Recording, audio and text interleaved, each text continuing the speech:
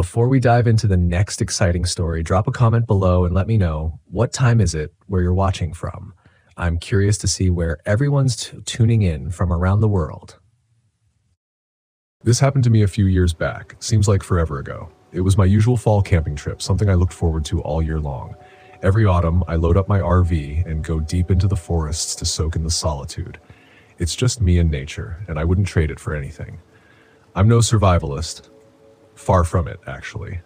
I grew up a city kid with all the modern conveniences, but there's something about unplugging for a week that really resets me. That year, I took my trip to the heart of the Ozarks in Arkansas. This place just sings to me.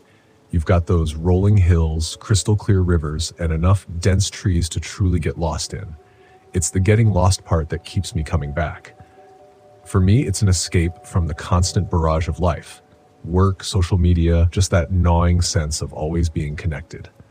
In the Ozarks, I become nobody. It's perfect. I parked my RV in a spot beside a winding gravel road. This secluded corner always seems to go untouched, which fits my style. On the first day after setting up camp, I hit the hiking trails. I found this lovely old path twisting alongside a river. So serene. Didn't see another soul out there the whole day. Got back to camp just before nightfall, cooked dinner over the fire, and crashed out early. Honestly, a pretty ordinary day, the type you crave when you've had too much of the real world. That first night, something just felt off. There were strange noises coming from deeper in the woods, mostly rustling, branches snapping, stuff you expect to hear out there. But my gut gave a twinge. It was persistent, this unease. But being overly cautious? I mean, come on. I wrote it off as the wind picking up and decided to turn in. Maybe tomorrow I'd explore and see if anything had been around my campsite. Next morning, I took that planned scouting mission. Nothing. No tracks or signs of any large animals. So what was my deal the night before? Paranoia? I shrugged it off and decided to enjoy my coffee by the campfire. I settled with a mug and listened to the morning songs of birds. I'd only have another few days of this serenity before facing the grind again. That's when I saw it. This thing. A flash of movement way off in the trees. First thought, a big old buck. We weren't in deer season, but in these woods there are all sorts of critters I rarely see back home. Curiosity piqued, I slowly stepped in that direction. It appeared again, then ducked deeper into the forest. At this point, I knew this wasn't normal behavior, definitely not deer-like. But again, Ozarks. Who knows what lurks here? This nagging feeling told me to walk away, back to camp, lock myself in that RV until it was time to leave. But you see, I'm a stubborn guy. My name's Ellen, by the way. Ellen Wilder. The sensible part of me screamed for retreat, but I'm always up for a challenge. What was the worst that could happen? That thought alone should have stopped me. Instead, I went deeper. I followed, trying to be stealthy.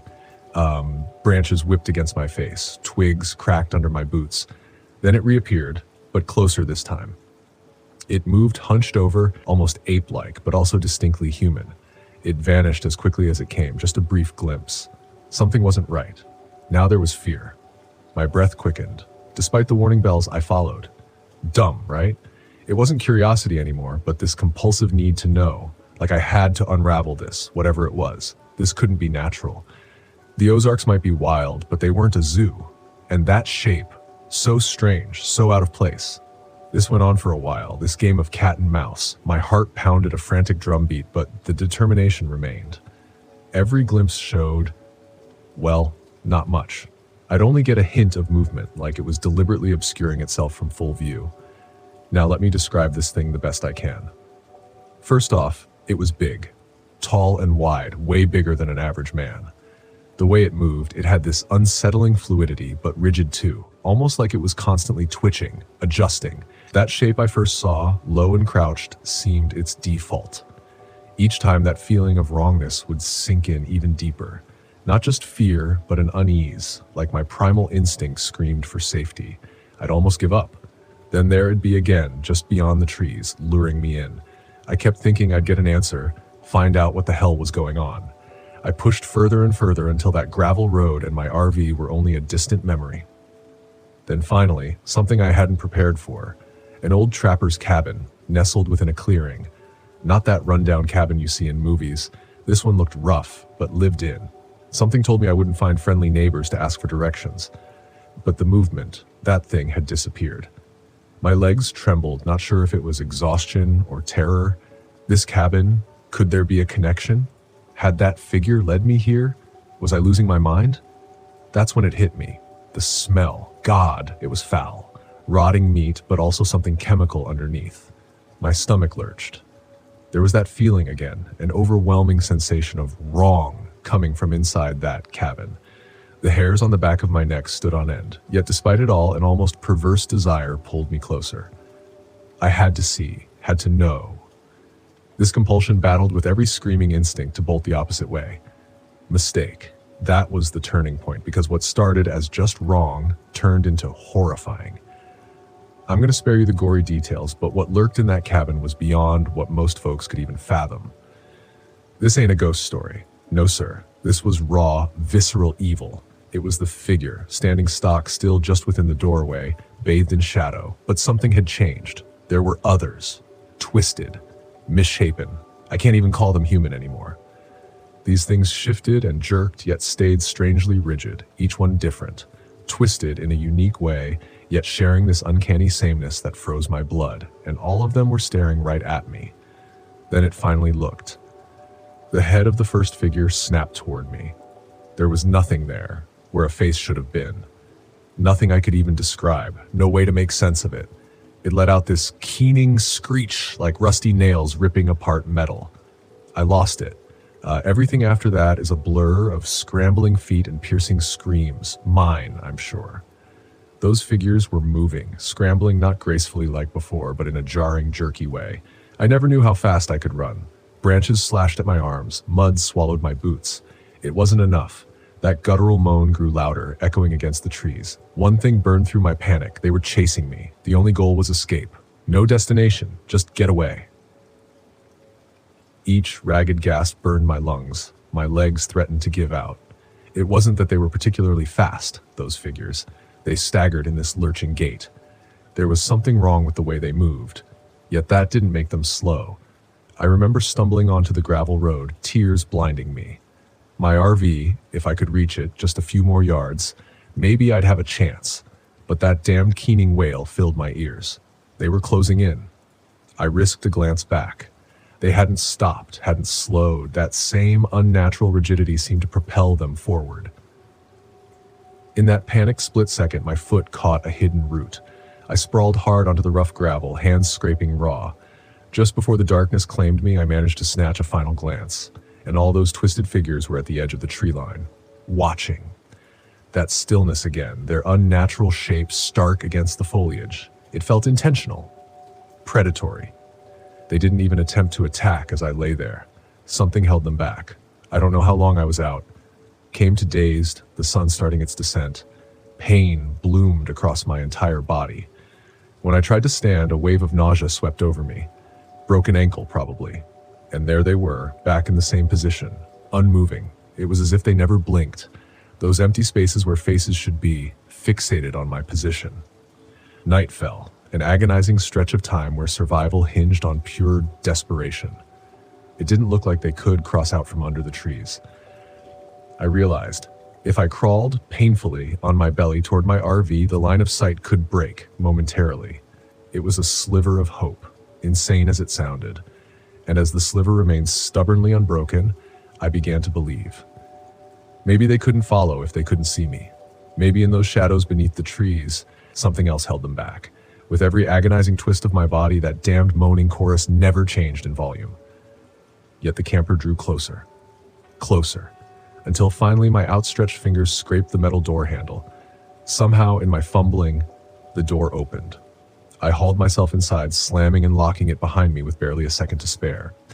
Even within the safety of the camper, the moaning reverberated. That's when I heard it, clawing, scratching.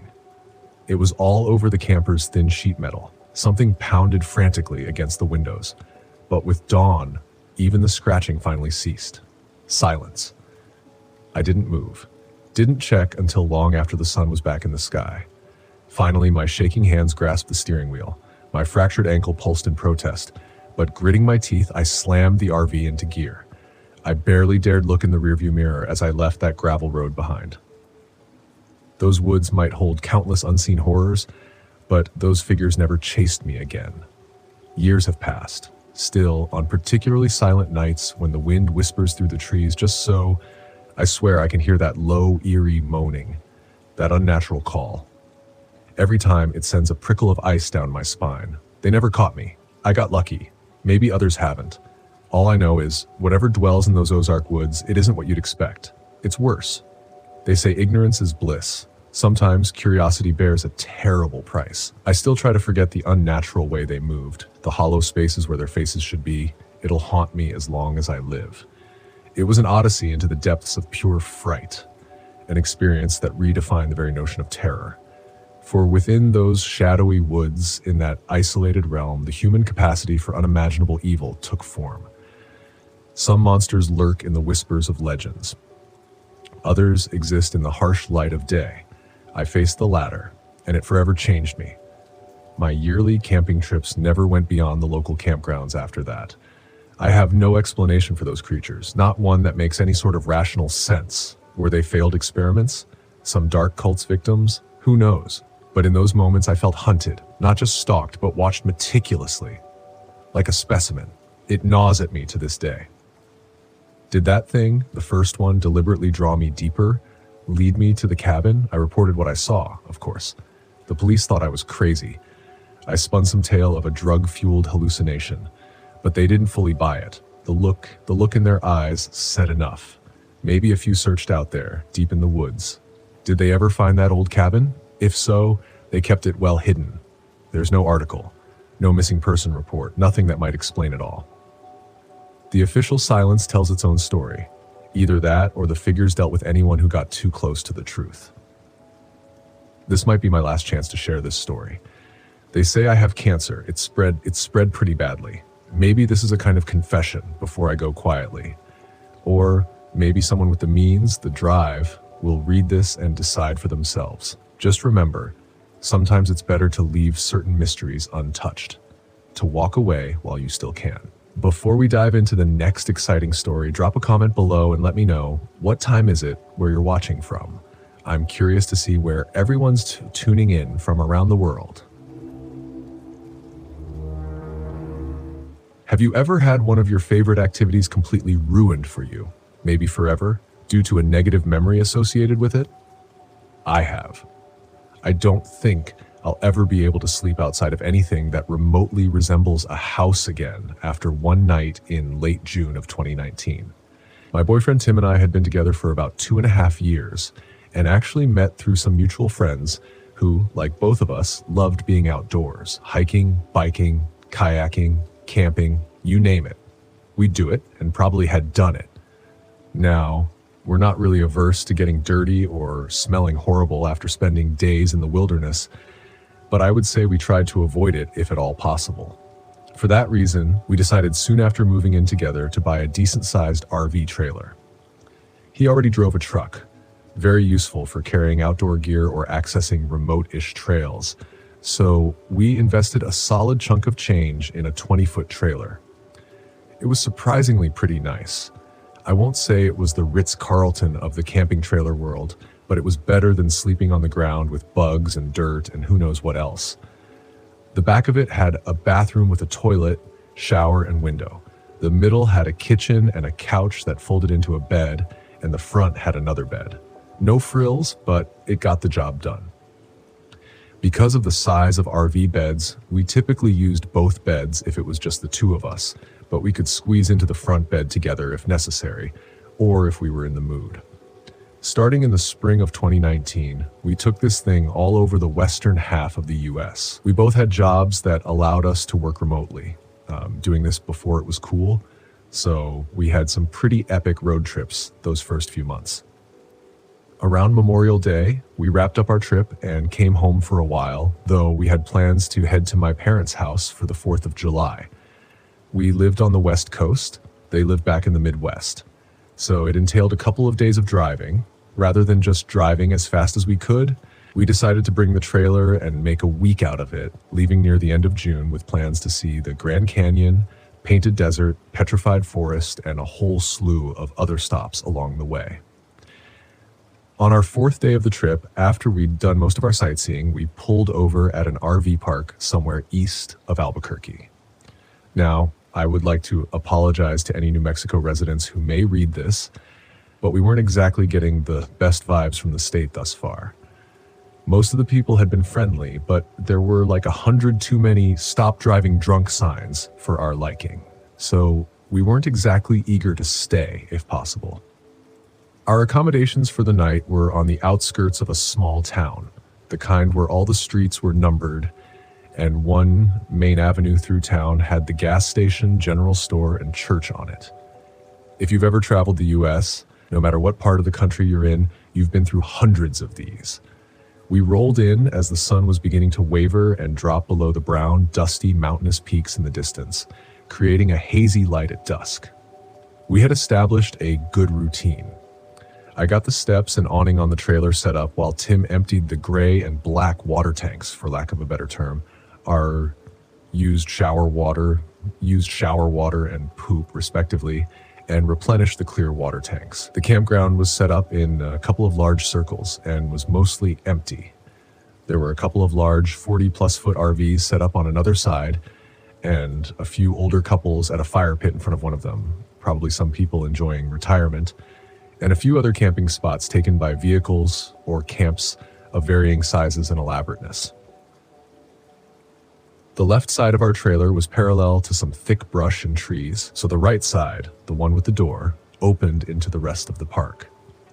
As I stood facing the RV, all 5'4" of me trying to reach and pull the awning down, I heard the hum of a motor approaching behind me. I turned to see a man on a quad bike approaching. Probably just some guy wheeling around because he's bored, I thought. I resumed working on the awning. I heard a shout behind me over the whine of the engine. "You need a hand?" I glanced over my shoulder and gave a half smile. "No thanks, I got it." The man got off the bike anyway. He stood on the opposite end of the awning from me, reached up and pulled, extending the cover over the porch of the trailer. "Oh, thanks," I said sheepishly. He nodded. I eyed his clothing. He had a blue polo shirt, khaki shorts, and a black baseball cap with some sort of logo on it. He also had a belt with what appeared to be a gun. His eyes were sort of small and beady and darted quickly around.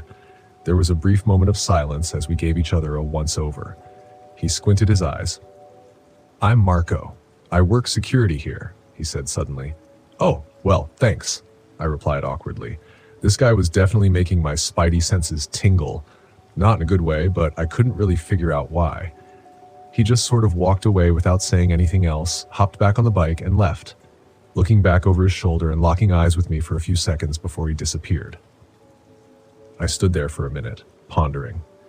He's probably just kind of a socially awkward, weird dude, I reassured myself, going back to finishing up the task at hand.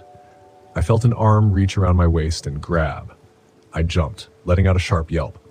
"Sorry," I heard Tim's voice behind me. I sighed, spun around and smiled, rolling my eyes at him. "A little jumpy tonight, aren't we?" He laughed, kissing me. I playfully slapped his shoulder. "Come on, let's get some dinner started," I said, opening the door to the trailer. As we ate a delicious, nutritious meal of hot dogs, Easy Mac, and pickles, I told him about my newfound friend Marco. "He doesn't sound weird to me," Tim said with a mouthful of hot dog. I raised my eyebrows and laughed. "Run that by me again?" I giggled. He swallowed, wiping his mouth. "I mean, what's so weird about him? He stared at you? I don't know. I just got the wrong vibe from him.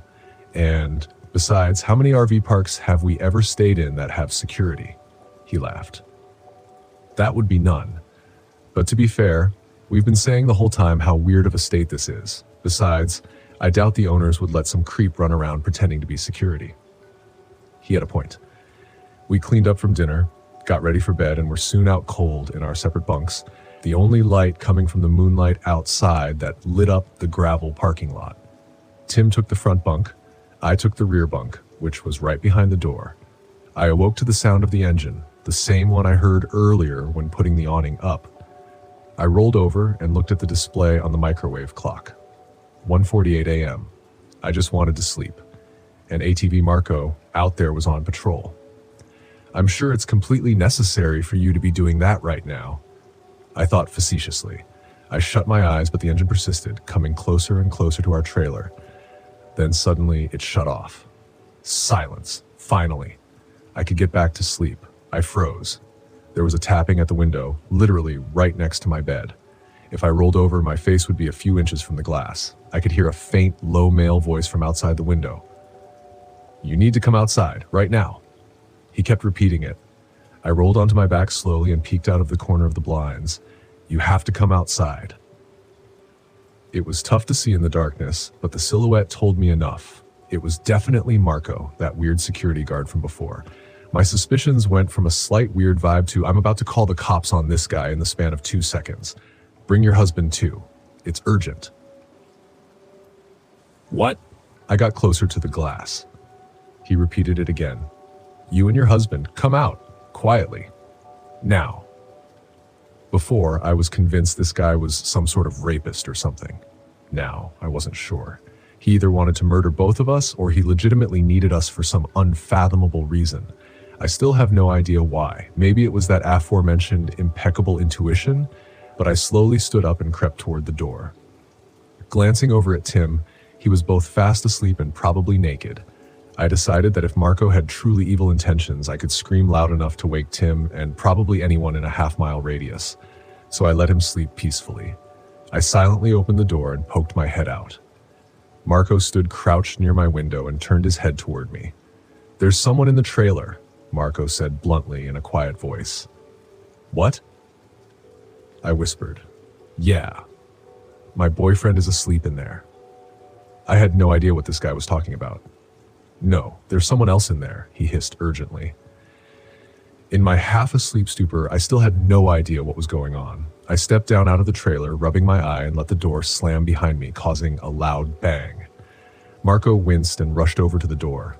I heard a thudding in the back of the trailer, then a shout from within. Marco rushed in, pulling the gun from his hip.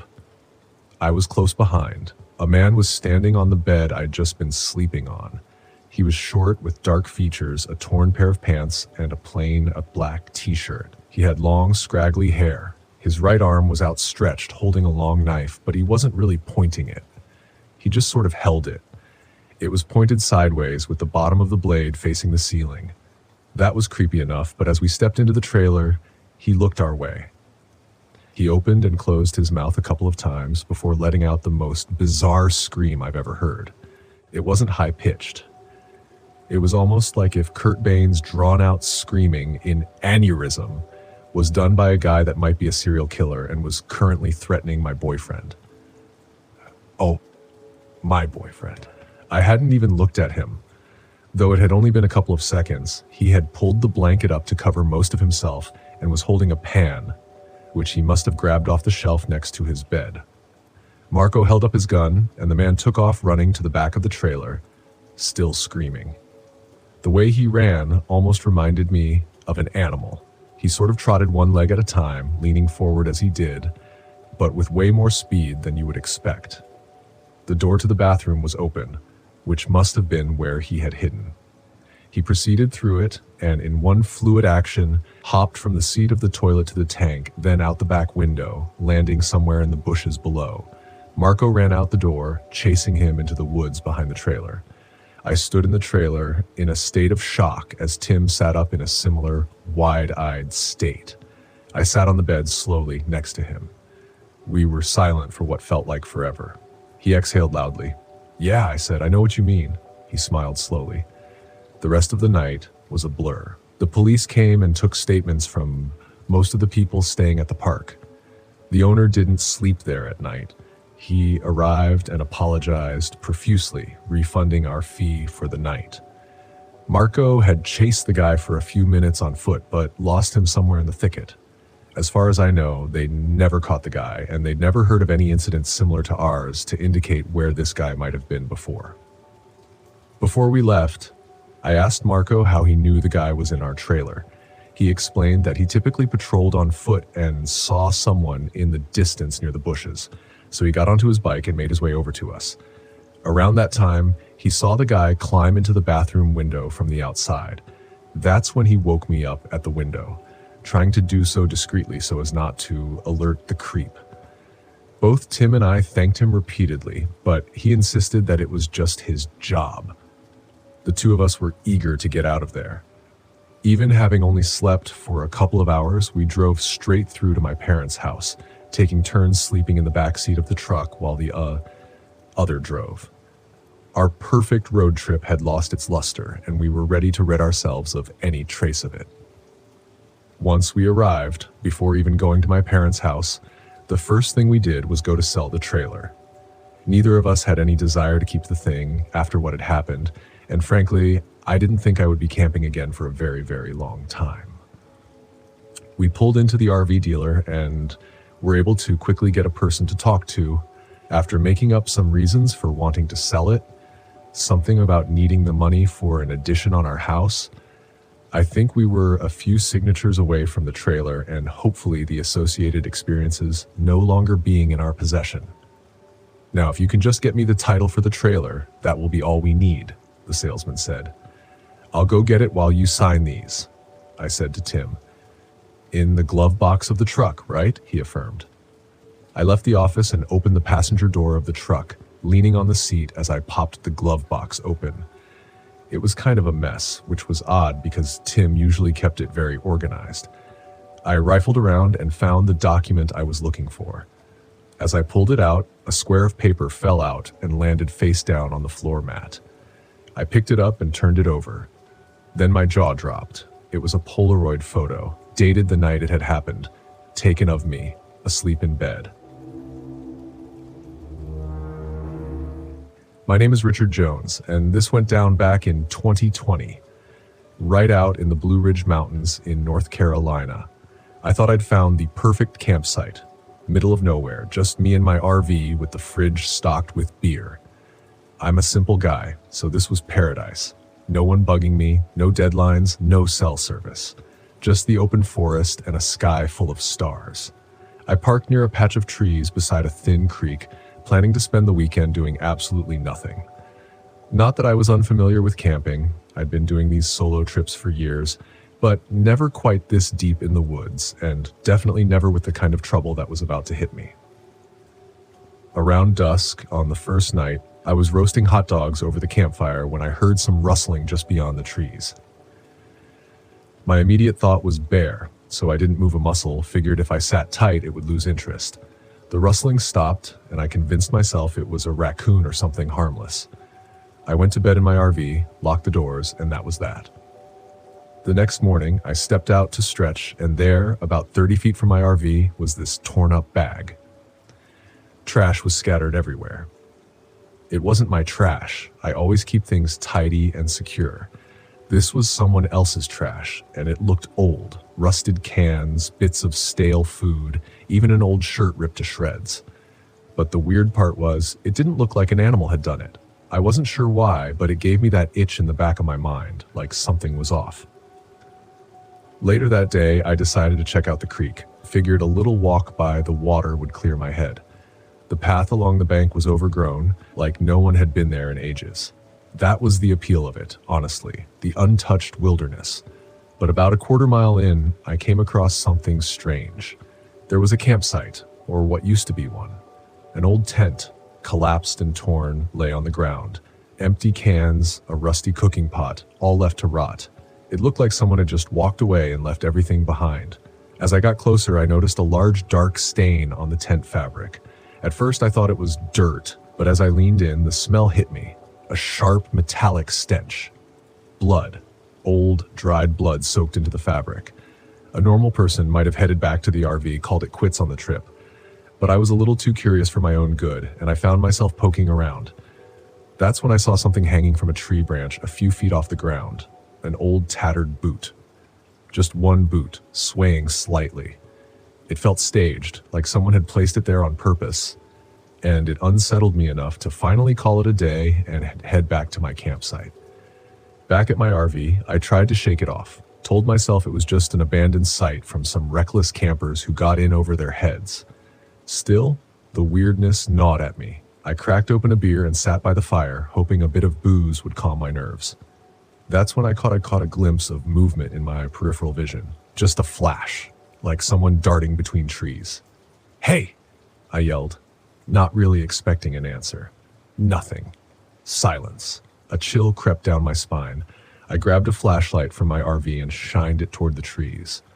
"All right, enough screwing around," I shouted. I half expected some dumb kid to jump out laughing, but there was only quiet. The forest just swallowed the light. Around midnight, I'd managed to drift off to sleep when I woke up to a sound I couldn't place, a sort of dragging noise, low and slow, like someone pulling a heavy sack across the dirt. I sat up, holding my breath, listening. The stopped, then started up again, closer this time. I was wide awake now, my heart pounding like a jackhammer. I scrambled for my flashlight, turned it on, and pointed it out the window. I saw him, a man, hunched and dragging something behind him. He was filthy, clothes tattered, hair wild, his face obscured by grime and shadows. He was dragging what looked like a bundle wrapped in an old blanket. He stopped, lifted his head toward my RV, and smiled. Not a friendly smile, but something cold, calculating. He raised a finger to his lips, signaling me to stay silent. Then he kept walking, dragging his bundle toward the creek. I wanted to scream, to yell, but fear clamped down on my throat. I just watched him disappear into the darkness. At sunrise, I was out of the RV, determined to pack up and get out of there. I threw my stuff together and was about to start the engine when I saw something propped up against the RV door. It was an old Polaroid photo, weathered and faded. In the photo was the man I'd seen last night, standing by a campfire with another person, a young woman. She looked terrified, eyes wide, her face half in shadow. My stomach twisted. Had he been watching me the whole time? Every instinct screamed at me to leave, but something made me get out of the RV. I scanned the area, half expecting him to be hiding behind a tree. I spotted the edge of the creek and decided to see if there was anything down there. Part of me hoped I'd find nothing, that I'd hallucinated the whole thing. Instead, I found the bundle he'd been dragging, partially buried under a pile of leaves and twigs. It was bigger than I'd thought. I knelt down and, with shaking hands, pulled back a corner of the blanket.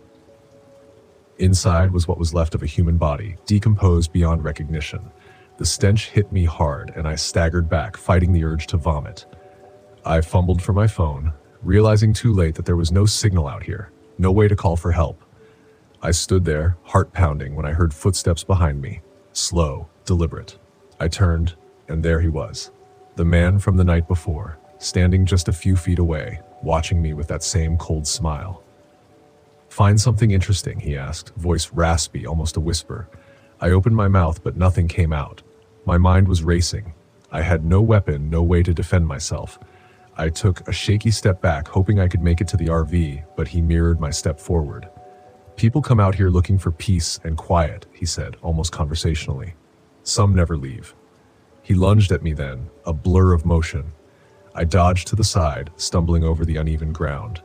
He swung something, a heavy stick, maybe a branch, and I felt it graze my shoulder.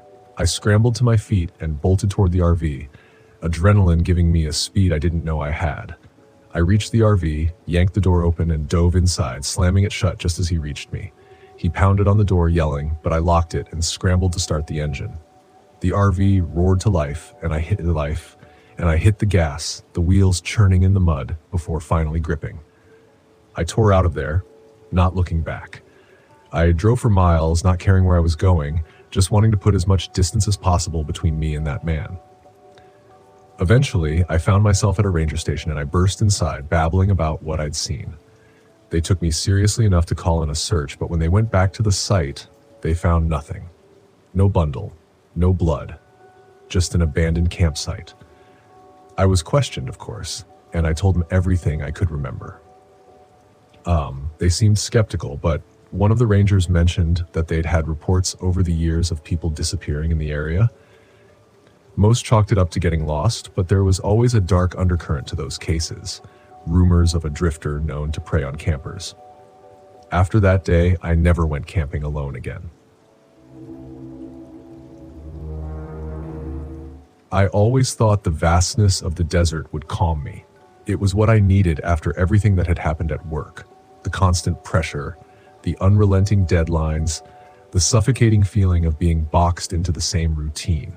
I had planned the trip to Big Bend National Park months ago, thinking a week away from it all would clear my head. Solitude in the desert seemed like the perfect way to hit the reset button.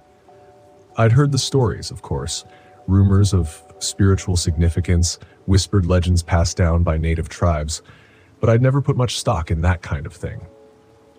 They were just stories, right? I was wrong. Big Bend is a place where the land meets the sky in such a dramatic way that it's almost unnerving. The sun bakes the earth by day, and at night the stars stretch endlessly, a canopy of light over the barren landscape. The silence is deafening, and out here, far away from everything, it feels like the world is holding its breath. I arrived at the park late in the afternoon, the sun already beginning to dip behind the distant Chizos Mountains. My plan was simple: hike the trail to the window, a spot famous for its breathtaking sunset views. I'd set up camp, spend the night there, and continue deeper into the wilderness the next day. A week alone, away from the noise of civilization, I'd been craving this. Everything seemed perfect at first. The air was dry and warm, the trail rugged but manageable, and my gear was top-notch, a mix of high-end camping equipment and essentials I'd collected over the years. I felt prepared, confident, ready to let the desert cleanse my mind. But that feeling didn't last. By the time I reached my campsite, I noticed my GPS was flickering, the signal coming and going without explanation. I chalked it up to a glitch. Maybe the battery was low, though I had checked it before I left. Then my phone started to act strange. The battery, which had been at 80% when I arrived, drained rapidly, dropping to 20% in just a few minutes. No big deal, I thought. I wasn't here to use my phone. After all, this was supposed to be my escape from technology. As I set up my tent, the sun dipped below the horizon and a cold wind swept through the canyon. I hadn't expected the temperature to drop so quickly, and I fumbled through my pack for my jacket. My hands were shaking, and I wasn't sure if it was from the cold or something else. That's when I heard it. The first sign that something wasn't right. It was faint at first, just a whisper carried on the wind, so soft I thought I imagined it. But then it came again, rhythmic, almost like chanting, echoing through the canyon. I paused, holding my breath, straining to hear. There was nothing, just the sound of the wind. "Get it together, Tyler," I muttered to myself. I was overthinking things again. The wind through the rocks, that's all it was. My mind playing tricks on me, feeding into my anxieties like it always did. I finished setting up camp and tried to relax, but the uneasy feeling wouldn't leave me. The silence was oppressive, heavy, as if the desert itself was waiting for something. I tried to brush it off. I was just tired, exhausted, really. That night, as I lay in my tent, the whispers returned, louder this time, clearer. It wasn't the wind, it was something else, something real. The whispers grew, surrounding me, coming from every direction. They weren't in English, not even Spanish. It was an ancient language, guttural and rhythmic, like a chant I couldn't understand. I sat up in my sleeping bag, my heart racing. I reached for my flashlight, but when I clicked it on, the beam sputtered and died. My hands fumbled in the darkness, searching for my backup lantern. When I found it, I clicked it on, flooding the tent with light, but the whispers didn't stop. They only seemed to get closer. I tried to stay calm, telling myself it was just my imagination, but deep down I knew something was wrong. This wasn't just anxiety. Something was out there. I stepped outside. The cold air hit me like a slap to the face. The fire I'd built earlier had long since died down to embers. I looked around, scanning the landscape with my lantern. That's when I saw it. The small stone cairns, dozens of them, scattered around the edges of my campsite like tiny tombstones. They hadn't been there when I set up camp. I was sure of it. A chill ran down my spine. Someone had been here. Or something. My mind raced. Could it have been other hikers? A prank, maybe? But the trail had been empty when I arrived, and this was an isolated spot. No one would have come this far just to mess with me. The whispers grew louder, more insistent. My hands were shaking as I backed toward my tent, the beam of my lantern swinging wildly across the ground. Then, out of the corner of my eye, I saw a movement. A shadow, just at the edge of the light, darting between the rocks. It was too fast to be human. My heart pounded in my chest as I swung the lantern around, trying to catch another glimpse, but there was nothing. Just the empty desert. I bolted back into my tent, zipping it shut behind me as if that thin layer of nylon could protect me from whatever was out there. I sat there, gripping the lantern, listening to the whispers fade into the distance. I didn't sleep that night. Every noise made my heart jump. Every gust of wind felt like something moving just outside. By morning, the whispers were gone, but the unease lingered. I packed up camp, deciding to cut my trip short.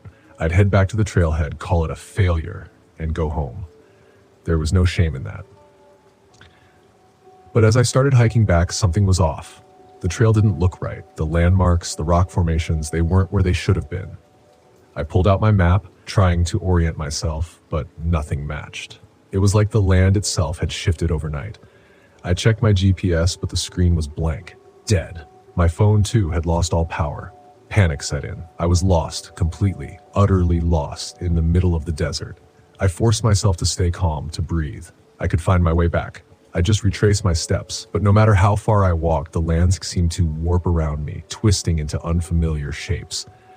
My footprints, which should have been visible in the sand, were gone, erased, as if I'd never walked that way at all. The sun climbed higher in the sky, beating down on me, but the cold from the night before hadn't left. It clung to me, seeping into my bones, and then I saw it again. The shadow. It was farther away this time, just a dark figure standing on the ridge, watching me. I froze, my breath catching in my throat. It was tall, impossibly tall and thin. I couldn't make out any features, just its silhouette against the sky. It didn't move. It didn't come closer. It just stood there, watching. I didn't know what it was, but I knew I had to get away from it. I turned and ran, my legs burning as I scrambled over the rocks, my pack bouncing against my back. But no matter how far I ran, the figure was always there, always just at the edge of my vision, standing still, waiting. My mind raced with the legends I'd read before the trip, stories of La Malahora, the evil hour, a spirit that lured travelers to their doom. It was said to appear just before tragedy struck, a warning of death. I hadn't believed in those stories, not really. But now, with the shadow stalking me, I wasn't so sure. The sun began to set, casting long shadows across the desert. I was exhausted, my body aching, my mind frayed. I couldn't keep running. I had to face it. I stopped, turning to look at the ridge behind me. The shadow was closer now, standing still, its dark form blending with the rocks. I took a deep breath, trying to steady my nerves. "I'm not afraid," I said aloud, though my voice wavered. "I'm not afraid of you." The shadow didn't move, but I felt its presence, heavy and oppressive, weighing down on me. My heart raced, but I forced myself to stand my ground. Slowly, the figure began to fade, dissolving into the landscape like smoke. The whispers, too, faded into the wind, growing quieter until they were gone. I stood there for a long time, the desert silent once more. The sky darkened above me. I didn't know what had just happened, but I knew one thing for sure. I couldn't stay here any longer. The next morning, I found the trail. The landscape had returned to normal, the landmarks in the right places, as if nothing had changed. I made my way back to the trailhead, my legs weak, my mind still spinning from the encounter. I left Big Bend that day, never to return. Some people might say it was just my imagination, that the isolation and the anxiety had gotten to me. But I know what I saw, I know what I heard. The desert is a place of mystery, a place where the veil between worlds is thin and sometimes something crosses over. My name is Eric Martinez, and what I'm about to say happened back in 2020 when I was living off the grid in a small cabin tucked behind a stand of old juniper trees near Lava Hot Springs, Idaho. Just me and the scraggly ravens that perched on my roof. I'd been there about 6 months, ever since I decided that I'd had enough of my old life as a high school math teacher in Boise. I was tired of the noise, the internet, the plastic-wrapped produce. Out here, I got my water from a creek, fed my stove with split logs, and sometimes even fixed my own shoes when the soles wore thin. I'm not saying I was a tough guy. My ex-wife would have laughed at the notion, but I managed. I like to think I was getting the hang of self-reliance. At least I did, until I found the first dead man. It was a late afternoon in early August. The sun sat low, the sky tinted with a rusty glow. I was walking the half-mile trail down to the creek with my fishing pole balanced over my shoulder, humming a bit of some old Willie Nelson tune, when I smelled something like spoiled meat. At first, I figured a deer might have died nearby. Dead animals were a fact of life out here. But then I saw him, a man slumped against a boulder, face slack, neck twisted at an angle that made my stomach flutter. He wore a flannel shirt, jeans, and heavy boots covered in dried mud. I didn't know him. His eyes were wide open, clouded over. I noticed his torso looked wet, as if he'd been drenched, but it wasn't water. It was dark, sticky blood. I wanted to turn and run, but something kept me there. I guess I was stunned. This wasn't supposed to happen in my quiet corner. I thought about checking his pockets for ID, maybe some clue, but I just stood there whispering, oh God," under my breath. Eventually, I backed away and hurried home. My cabin had no cell service, so calling the police wasn't simple. The nearest road was a couple miles through uneven terrain, and I had no car, just a battered old bicycle and the promise I'd made to myself to live simply. I decided I'd bike out at first light to the nearest ranger station I knew of, about 7 miles north. That night, I barricaded my door with a shovel and a wooden chair, feeling foolish and scared. I tried to sleep but kept hearing twigs snap outside. Every shift of the wind sounded like a footstep. When I managed to doze off, I dreamed of eyes watching me through cracks in the wall. I got on my bike at dawn. The trail was rough with loose rocks that made my wheels slip. After maybe half an hour, I came across something I hadn't noticed before, scuffed footprints leading off the main path. They looked recent. I stopped, knelt down, and saw a crushed cigarette butt half buried in the dirt. I didn't smoke. Not many folks wandered out here. The nearest neighbors, if you could call them that, were a couple of ranchers about 4 miles east who sometimes passed by in their pickup. I figured I'd warn them after I hit the ranger station, but I never made it that far. Just as I crested a small slope, I saw him, a tall, wiry man with shaggy blonde hair and a crooked nose stood near a fallen log.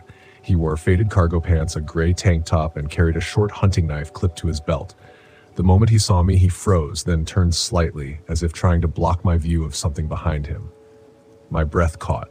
I tried to act normal, raising a hand as if greeting a fellow hiker. "Hey," I said, my voice sounding thin. "Everything okay?" He didn't answer. He just stared at me, eyes narrowed, jaw clenched. I slowed my bike, thinking I'd turn around. Then I noticed what was behind him. Another body, sprawled face down, arms outstretched. This one looked fresh. I saw blood gleaming on the damp ground, my stomach twisted. "Look," I said, voice cracking, I just live up the way. Don't want any trouble. I'm going to get the authorities. I can send help." It was a dumb thing to say, I know. The man just kept glaring. Then he took a step toward me, hand moving to the knife. I didn't wait. I spun my bike around, pushed off the ground, and pedaled like my life depended on it. Behind me, I heard him running. I swear I could hear his breathing, ragged and determined. The trail back home felt twice as long. My thighs burned. When I glanced over my shoulder, I saw him closing the gap, boots pounding the dirt. I thought I might vomit from fear. Somehow, I reached my cabin door, flung the bike aside, and fumbled with the latch. I stumbled inside and shoved the chair back under the knob. Outside, I heard him shout something, like, "Open up." The voice sounded agitated, maybe desperate. Then he tried the door. It rattled. My heart hammered. I grabbed my old axe that I used for splitting wood. I stood there in the center of the room, sweat trickling down my face. My cabin wasn't a fortress. It was more like a shed with ideas above its station. If he wanted in, he'd get in. I bit my lip and fought the urge to scream. After a minute, the rattling stopped. I listened. Silence. Maybe he left, but I doubted it. For the next hour, I stayed put, listening to the wind. Then I heard footsteps circling around. I smelled smoke. I realized he was lighting something, a cigarette maybe, and pacing outside. A new problem.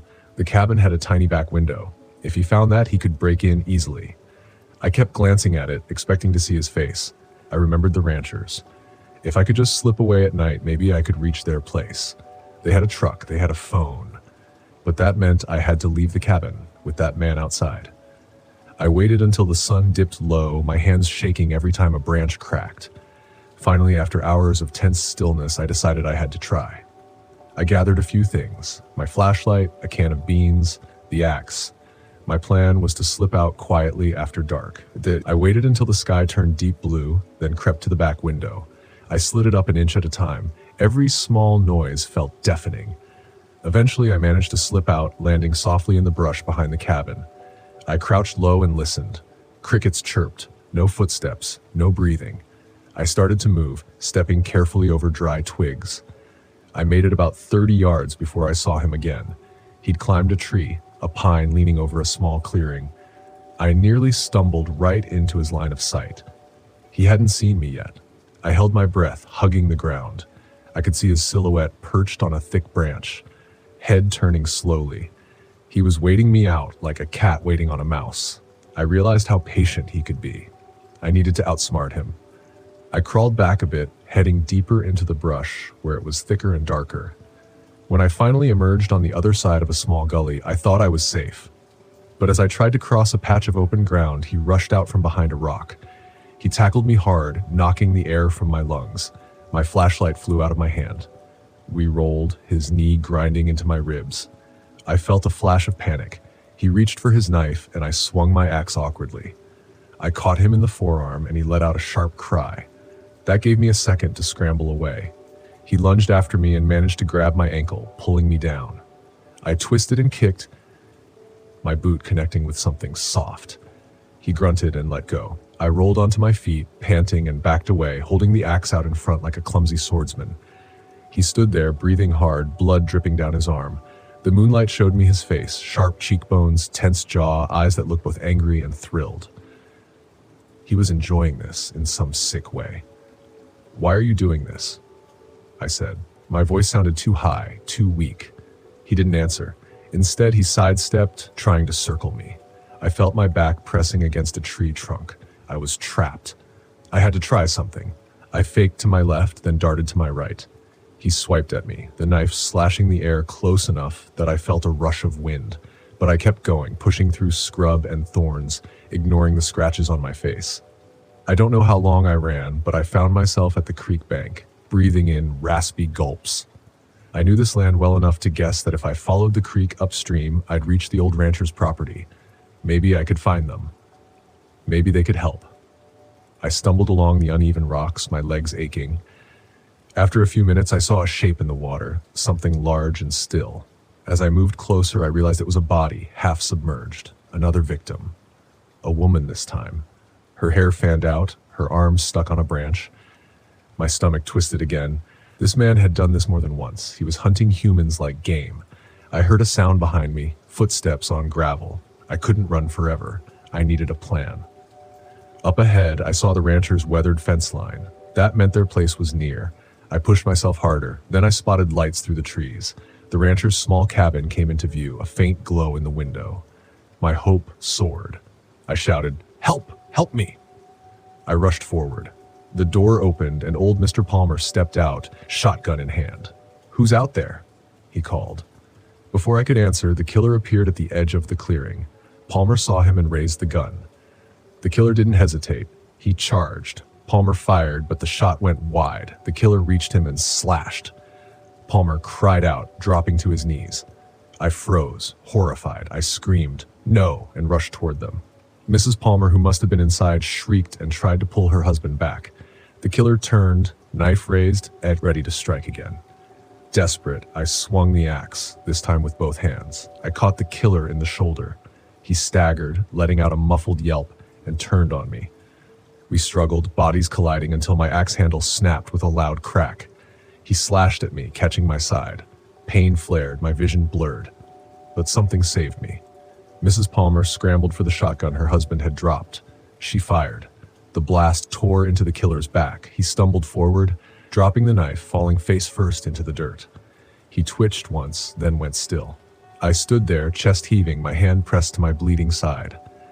Palmer lay on the ground, groaning softly, alive, but hurt. Mrs. Palmer shook, tears on her cheeks. The smell of gunpowder filled the air.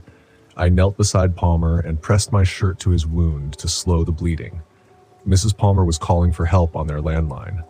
I stared at the killer's body. He looked smaller now, twisted awkwardly in the dirt. The threat gone. I had never imagined I'd see such violence in a place I'd chosen for its quiet.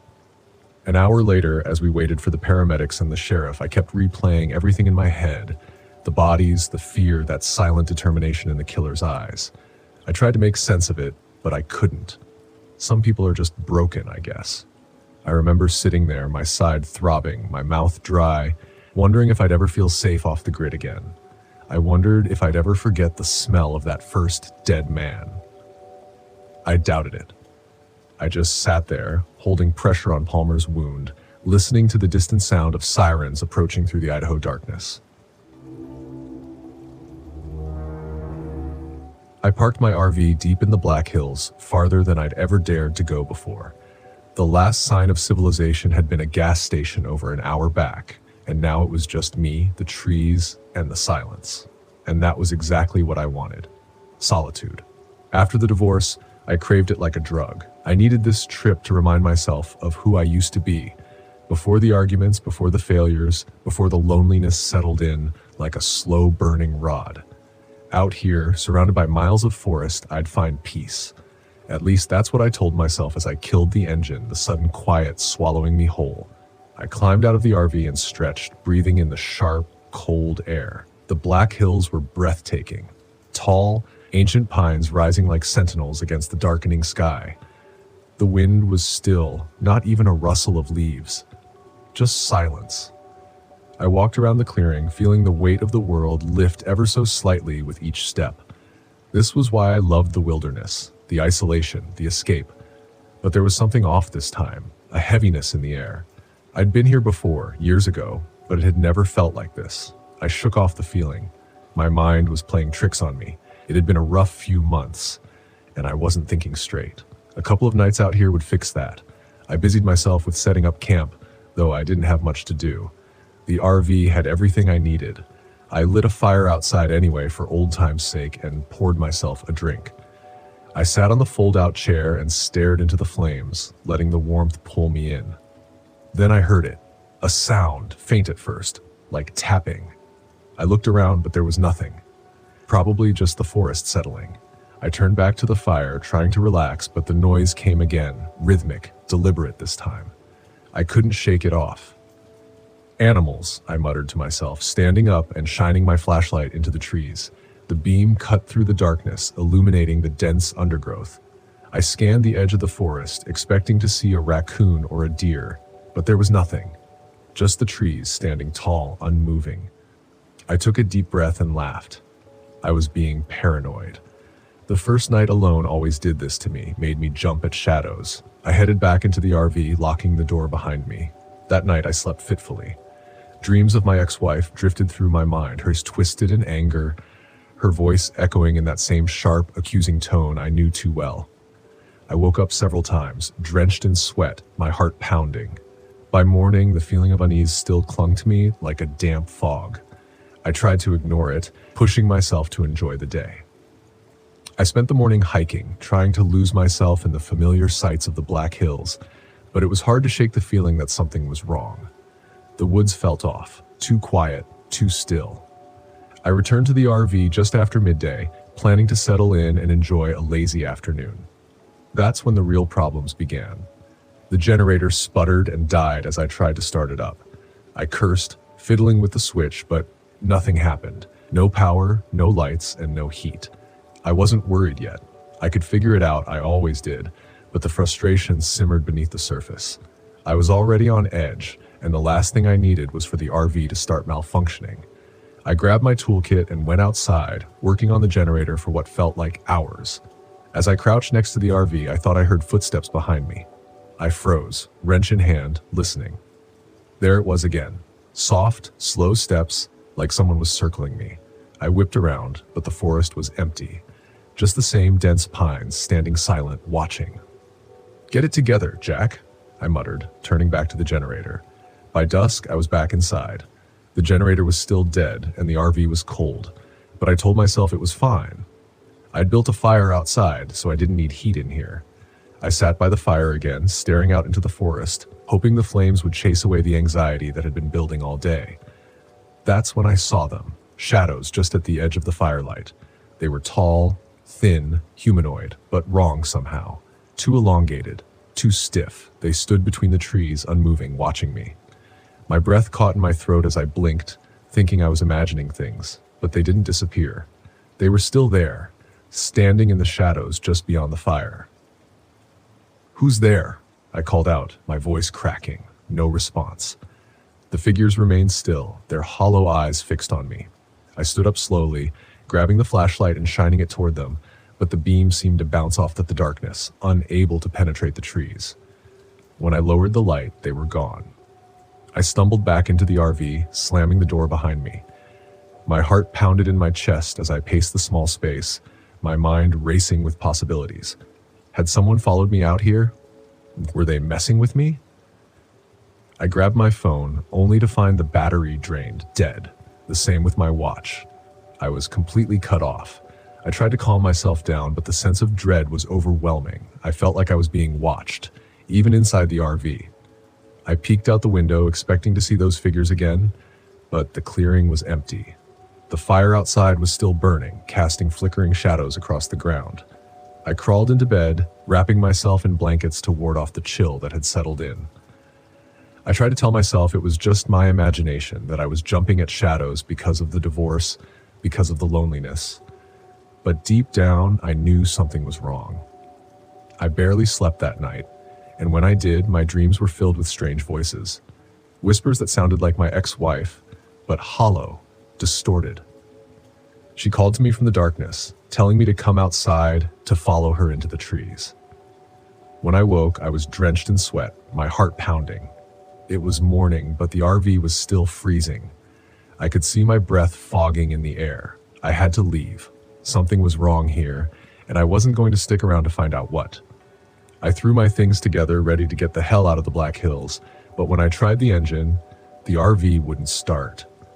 No matter how many times I turned the key, it sputtered and died. I slammed my fists against the steering wheel, panic rising in my chest. I grabbed my bag and rushed outside, but as soon as I stepped into the clearing, I froze. They were back.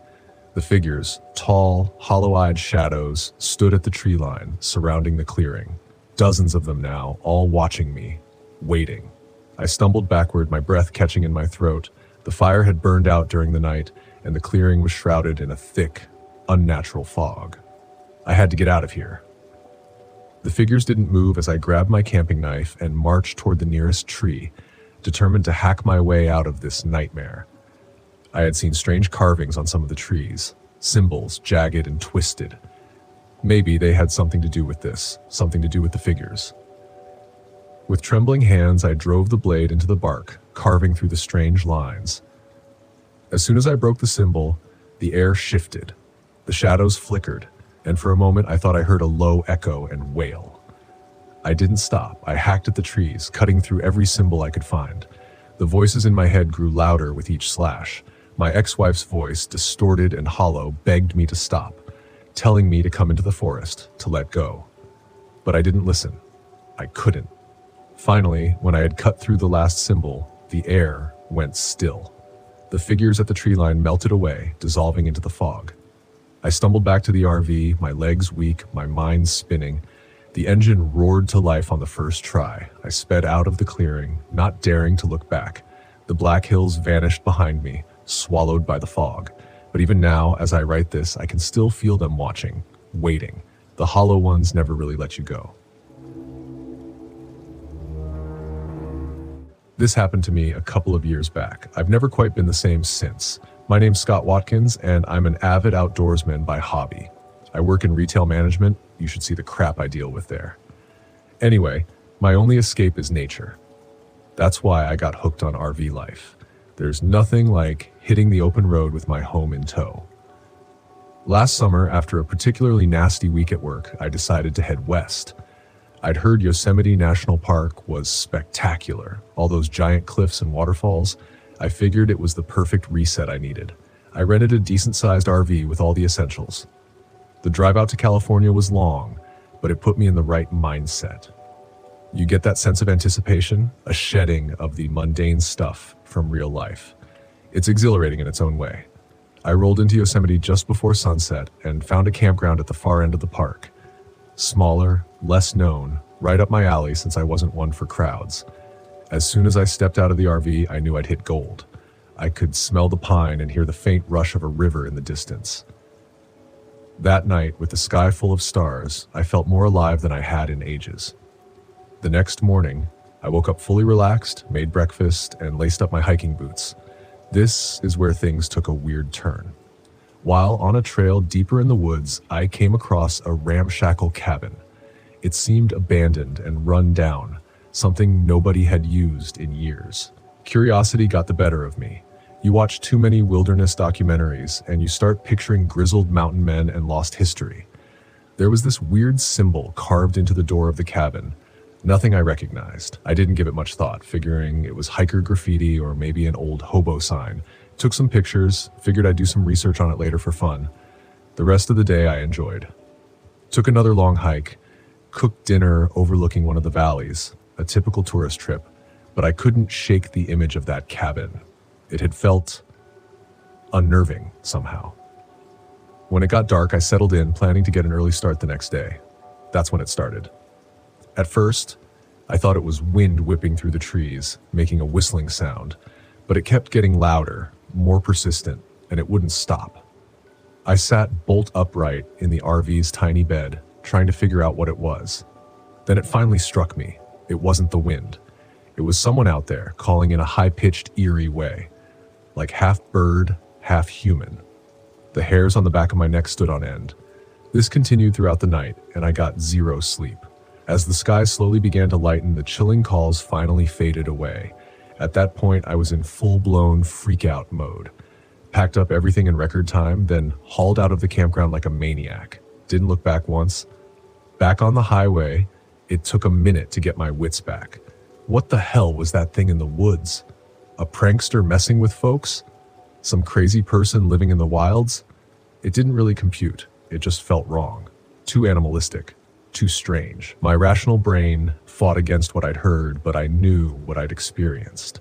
There was something unsettling about that place. Something deep within those silent forests. Even while checking into a random motel on the drive home, I kept my phone close, ready to dial 911 at the first of trouble. I spent a sleepless night there too, constantly jolting awake in a cold sweat. Later that day, back in civilization, I finally got internet signal and tried researching the symbol I'd seen on the cabin door. It wasn't a common one, nothing in my immediate search results. I ventured onto some more obscure sites dedicated to folklore and local legends. Nothing much came up. It just seemed like that weird cabin symbol was, well, it was lost in history.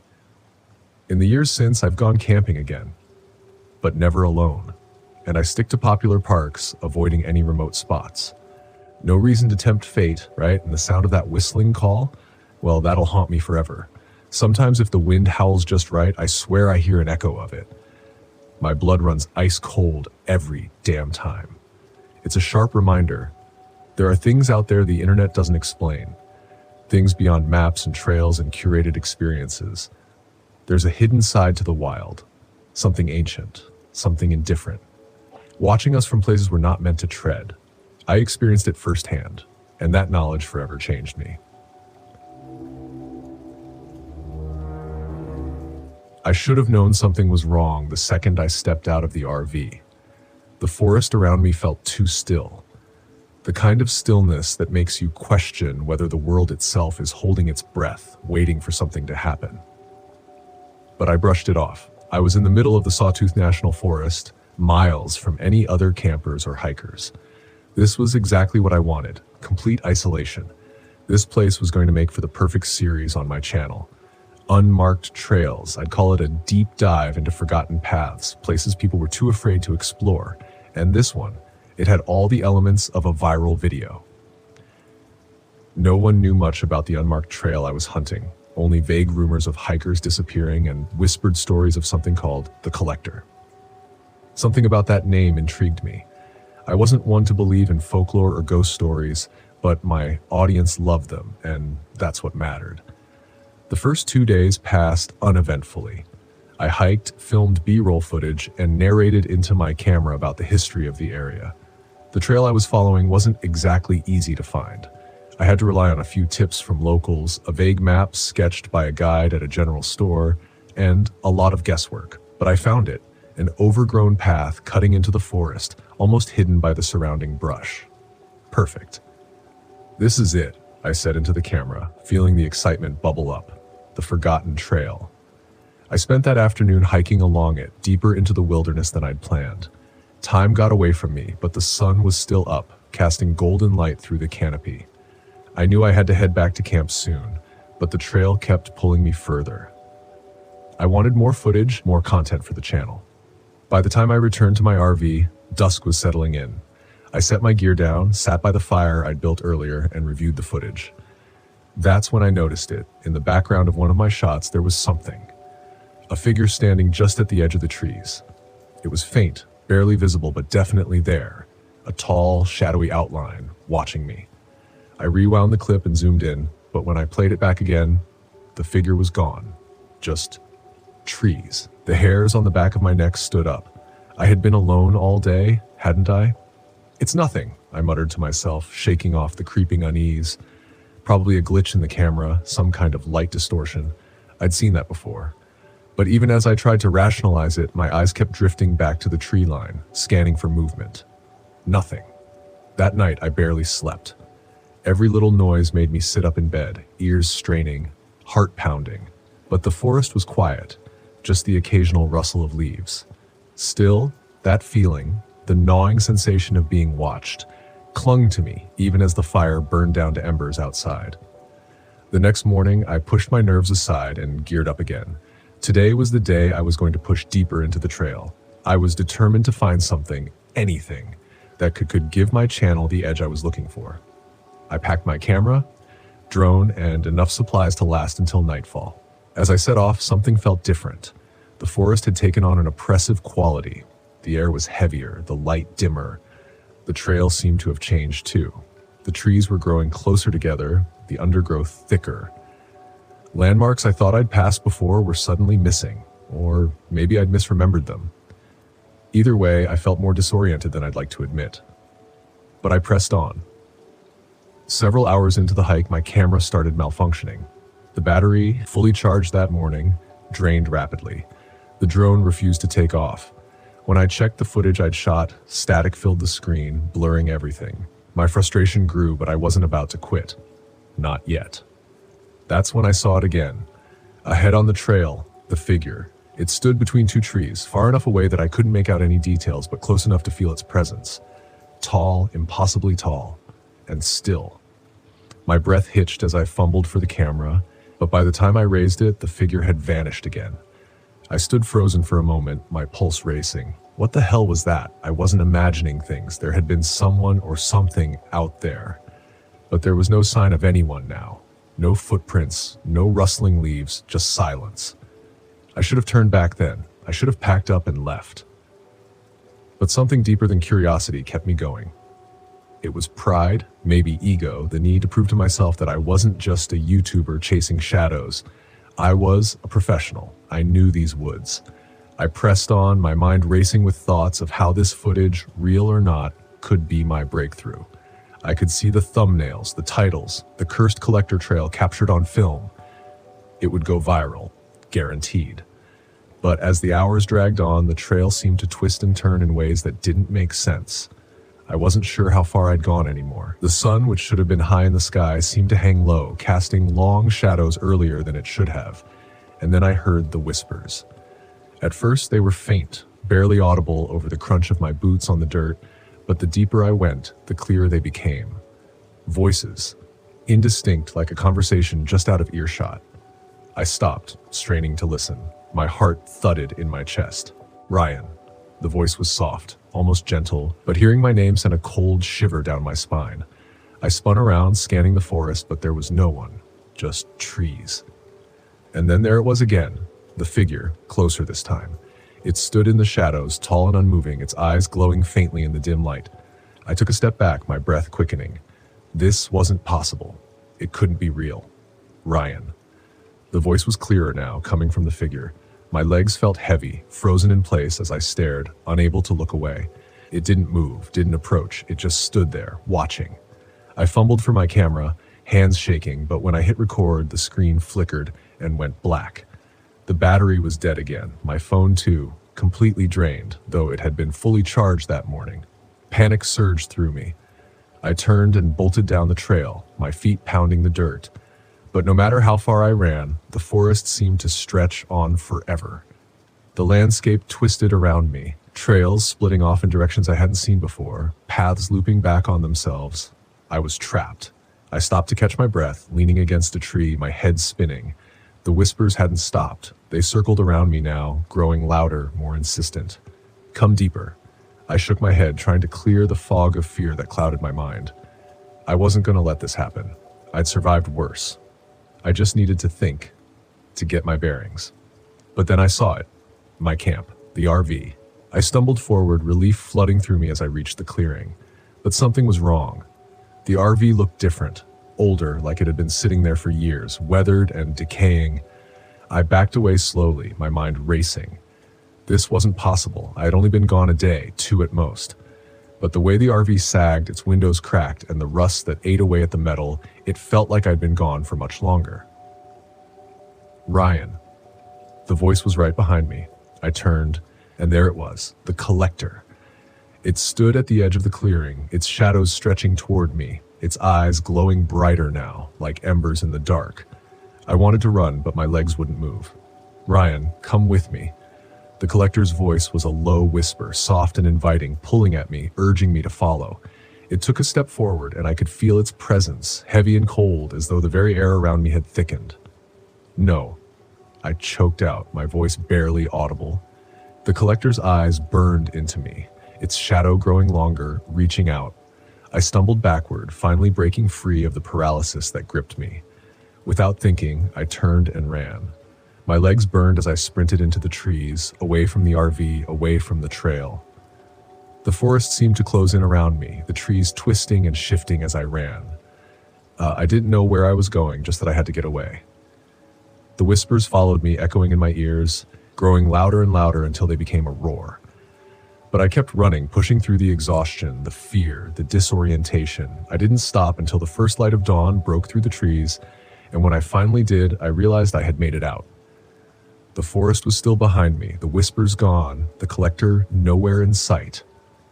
I was alive, but I didn't feel relief, only emptiness. I left the Sawtooth National Forest that day, my RV abandoned where it had been claimed by the forest. I never posted the footage. There was nothing to show anyway, just static shadows and whispers. And sometimes late at night, I can still hear the collector calling my name, waiting. My name is Susan Moody. I'm 33 years old, and this story happened last summer after a devastating accident on a school field trip where one of my students drowned. I've carried a crushing weight of guilt. The world called it an accident, but in my heart, I couldn't let it go. I needed space, time to think and heal, or so I thought. That's why I took my RV to Yellow Smoke Park in Denison, Iowa. I told myself the trip was about peace and closure. I'd hike, write in my journal, and maybe find some kind of forgiveness. But Yellow Smoke had other plans for me. I arrived on a warm June morning. The lake sparkled under the sun, and the woods around the campground buzzed with life. It looked idyllic, exactly the kind of place I'd imagined. I parked my RV near the edge of the lake, close enough to hear the water lapping against the shore, but far enough from the main camping area to feel the solitude I craved. The first day was uneventful. I walked the trails, snapping photos of birds and wildflowers, and returned to my RV just as the sun began to set. That's when I heard it for the first time.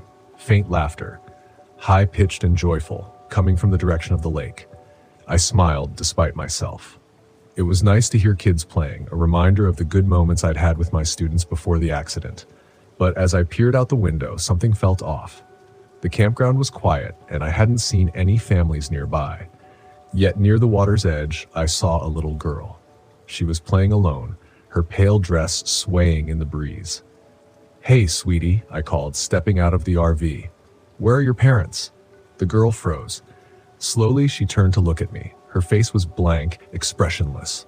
My stomach twisted. She pointed toward the lake, then turned and ran toward the water, disappearing into the mist. I told myself it was nothing. Maybe her parents were just out of sight, or maybe I was tired from the long drive. That night, I wrote about her in my journal, describing her pale dress and the odd, hollow look in her eyes. But sleep didn't come easily. I woke around 2 a.m. to the sound of faint knocking. At first, I thought it was an animal, but then I heard it again. Deliberate, rhythmic, and coming from the door of my RV. Heart pounding. I grabbed a flashlight and crept to the window. The knocking stopped, but as I shone the beam of light across the foggy campground, I saw them. Small, muddy handprints streaked across the side of my RV. I slammed the curtain shut and spent the rest of the night clutching my flashlight and listening to whispers that seemed to float on the breeze. The next day, I tried to distract myself with another hike. The woods were dense and lush, the air cool beneath the canopy of leaves. I told myself that what had happened the night before was just my imagination. That's when I saw her again. The little girl. She was standing at the edge of the trail, watching me. "Hi," I said cautiously, stepping closer. She tilted her head. "Do you want to play?" The question sent a shiver down my spine, but I forced a smile. "Where are your parents?" She didn't answer. Instead, she turned and started walking deeper into the woods. Against my better judgment, I followed her. We emerged into a clearing where an old rusted playground stood. Swings creaked in the breeze, and a decayed slide leaned precariously to one side. Carved into the wood of a splintered seesaw were names. Dozens of them, some faded, some fresh. "What is this place?" I asked. But the girl was gone. I returned to my RV, shaken. That evening, I drove into town to pick up some supplies and couldn't resist asking the cashier about the playground. "You found that old thing?" she said, her face pale. "No one's used it in years." "Why not?" She hesitated, then leaned in. "Because it's cursed. Everyone knows that. Kids drown in that lake, and their spirits linger. They say they're looking for playmates." I forced a laugh, but it came out hollow. "Ghost stories." "You believe what you want," she said, her tone serious. I drove back to the campground with a heavy heart, the weight of the stories pressing against my chest. That night, the little girl came to my RV door. I heard her faint voice calling, "Susan, come outside. We can play now." My blood ran cold. I hadn't told her my name. I stayed frozen in my seat, clutching my flashlight as the knocking began again, this time more insistent. When I finally worked up the courage to look out the window, I saw not just her, but a group of children. Their faces were pale and their eyes dark. They surrounded the RV, their small hands leaving streaks of mud across the windows. "Come play with us," they chanted, their voices overlapping in an eerie melody. I screamed, grabbing my journal and clutching it to my chest. The next morning, I resolved to end it. I hiked back to the playground, determined to face whatever was haunting me. The air was thick with tension, the woods unnervingly silent. When I reached the clearing, the children were waiting. Maggie, as I'd come to call the little girl, stood at the center. Her expression was calm, but her eyes were filled with sadness. "You let us down," she said, her voice soft. "I didn't mean to," I whispered, tears streaming down my face. "It was an accident." The other children began to move closer, their pale forms flickering like static. "You let her drown," Maggie said, her tone turning accusing. "I know," I sobbed. "I know I failed. I'm sorry." The children paused, their movements stilling as my words echoed in the clearing. "I'm sorry," I said again, louder this time. "I'm sorry I couldn't save her. I'm sorry I wasn't enough." The children stared at me for a long moment, then began to fade, one by one, until only Maggie remained. "Thank you for playing with us," she said, her voice almost kind. Then she too disappeared. The park was quiet when I returned to my RV. The handprints were gone, and the air felt lighter, less oppressive. I left a bouquet of wildflowers by the lake before I drove away, a small token of my regret and hope for forgiveness. As I glanced in the rearview mirror, I saw Maggie standing by the water, her pale dress swaying in the breeze. She raised a hand in farewell, and for the first time, I felt a sliver of peace. That night, when I opened my journal, I found a new entry written in a child's handwriting. "Thank you for playing with us. We forgive you." My name is Michael Lopez, and this happened to me on a camping trip in the summer of 2022. I was out in the RV with my old college buddy, Sam Driscoll. We decided to take a break from our hectic lives and head out to the Ozarks in Arkansas. Sam and I go way back, and we thought a week away from everything would do us some good. We had this old RV, a beat-up Winnebago that we pooled money together for back in our 20s. We've used it for countless trips, but this trip was different. We arrived at the campsite in the early afternoon. The place was deserted, just the way we liked it. We set up camp, got the fire going, and cracked open a couple of beers. The forest was dense, the trees towering over us, their branches swaying gently in the wind. It was peaceful. After dinner, we sat by the fire, reminiscing about the good old days. Sam mentioned how he hadn't been out camping in years, and how it felt good to be back in nature. I nodded in agreement, the crackling fire casting shadows on our faces. The first night was uneventful. We slept well, the sound of crickets and the occasional owl hooting, lulling us to sleep. It was the second night when things started to get strange. We were sitting around the campfire again, talking about nothing in particular, when we heard it, a rustling in the bushes just beyond the light of the fire. I shrugged it off, probably just a raccoon or something, but Sam, he got this look on his face, a look I hadn't seen in a long time. "You hear that, Frank?" he asked, his voice low. "Yeah, probably just some critter," I replied, trying to sound nonchalant. But the rustling didn't stop. It grew louder, closer. Sam stood up, grabbing the flashlight from the picnic table. He shined it toward the noise, but we couldn't see anything. "Maybe we should check it out," he said, his eyes darting toward the dark woods. I sighed, not really wanting to leave the warmth of the fire, but agreed. We both grabbed flashlights and headed toward the noise. As we got closer, the rustling stopped. The forest was silent, unnaturally so. I felt a chill run down my spine, but I shook it off. We stood there, flashlights scanning the trees, but there was nothing. "Probably just an animal," I said again, trying to convince myself more than Sam. We headed back to the fire, trying to forget about it, but as the night wore on, the feeling of being watched grew stronger. I didn't say anything to Sam, but I could tell he felt it too. We decided to turn in early, hoping a good night's sleep would ease our nerves. But sleep didn't come easy. I lay there, staring at the ceiling of the RV, listening to the sounds of the forest. Every little noise made me jump. Around midnight, I heard it again, the rustling. This time it was right outside the RV. I sat up, straining to hear. Sam was already awake, his eyes wide with fear. "You hear that?" he whispered. I nodded, grabbing the baseball bat I kept by the door. We slowly crept toward the front of the RV, trying to be as quiet as possible. I peeked out the window but saw nothing. Then there was a loud bang on the side of the RV. We both jumped, Sam grabbing a kitchen knife. I threw open the door, ready to swing, but there was nothing, just the empty campsite and the dark woods beyond. We stood there for a moment, our breath heavy in the still night air. Then we heard it again, the rustling, but this time it was moving away from us, deeper into the woods. "Maybe we should leave," Sam said, his voice shaky. I nodded, but something inside me wanted to know what was out there. I felt this strange compulsion to follow the noise. I grabbed a flashlight and started toward the woods. "Frank, what are you doing?" Sam called after me. "I just want to check it out." "I'll be back," I said, trying to sound braver than I felt. I walked toward the noise, my flashlight beam cutting through the darkness. The rustling grew louder, and I felt a cold sweat on the back of my neck. But I kept going. I don't know how far I walked, maybe a quarter mile, when I saw it. A figure standing just at the edge of the flashlight's reach. It was tall, hunched over, with long arms that almost touched the ground. I couldn't make out its face, but I knew it was watching me. I froze, my heart pounding in my chest. The figure didn't move, just stood there, staring. I wanted to run, but my legs wouldn't obey. I stood there, locked in a silent standoff with this thing. Then it moved, a slow, deliberate step toward me. I took a step back, my flashlight shaking. The figure stopped, then took another step. I turned and ran, not looking back. I burst out of the woods, breathless and terrified. Sam was waiting by the fire, his eyes wide with fear. "What happened?" he asked. But I couldn't speak. I just shook my head, trying to catch my breath. We decided to leave first thing in the morning. Whatever was out there, I didn't want to be around to find out. We packed up quickly, the unease growing with each passing minute.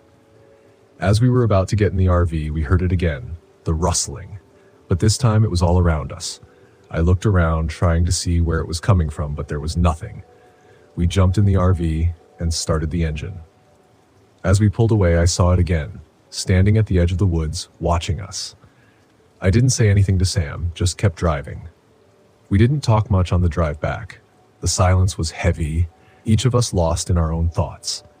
When we finally got home, we went our separate ways, promising to stay in touch but knowing things would never be the same. A few days later, I got a call from Sam's wife. She was frantic, saying Sam had gone missing. He'd gone out to the store and never came back. The police found his car abandoned on a back road, not far from where we had camped. They never found Sam. I still think about that trip, about what we saw out there. I don't know what it was, but I do know one thing. It's still out there, in those woods, waiting. And I'll never go back. Sometimes late at night, I hear the rustling again. I look out the window half expecting to see that figure standing there, watching. But there's nothing, just the empty night and the memories of a trip that changed everything. Folks around here call it the Watcher. I don't know what it is, but I know it's real, and I know it's dangerous. So if you're ever out in the Ozarks, be careful. You never know what's watching you from the shadows. My name is Amber Ellis, and I'm 35 years old. This happened in the summer of 2018 during what was supposed to be a peaceful getaway to reconnect with my younger brother Liam, who had just turned 28. I don't know if writing this will make it any easier to believe, but it's all I can do now. There are nights I wake up hearing that sound again, that awful hollow mimicry of my own voice calling out from the woods. It began as Liam's idea. He'd been bugging me for months to take a trip together, just the two of us, like we used to when we were kids. He had a knack for convincing me to humor his wild ideas, so I agreed to a weekend at Split Rock Lighthouse State Park in Minnesota. It was supposed to be simple: a rented RV, a few hikes, and some much-needed sibling bonding. We brought Liam's friend Eric along, though I'd only met him a couple of times, a quiet, broad-shouldered guy in his early 30s who didn't say much but seemed decent enough. Liam swore he was chill and a good buffer for when things got tense between us. The first day passed uneventfully. We parked the RV in a designated spot near the main trails. The plan was to hike, stargaze, and unwind. But of course, Liam couldn't leave well enough alone. That night, as we sat around the fire, he brought up the legend of Raven's Cradle. It was an off-limits area near the cliffs, he explained, where people claimed to see skinwalkers, shape-shifting creatures from Navajo lore. "You're being ridiculous," I said, rolling my eyes. "Skinwalkers aren't even part of Minnesota's history. That's a Southwest thing." "Maybe," Liam shot back, grinning. "But legends spread. Who's to say there isn't something similar here?" Eric just stared into the flames, his jaw tight. I didn't think much of it at the time. "Let's hike there tomorrow," Liam pressed.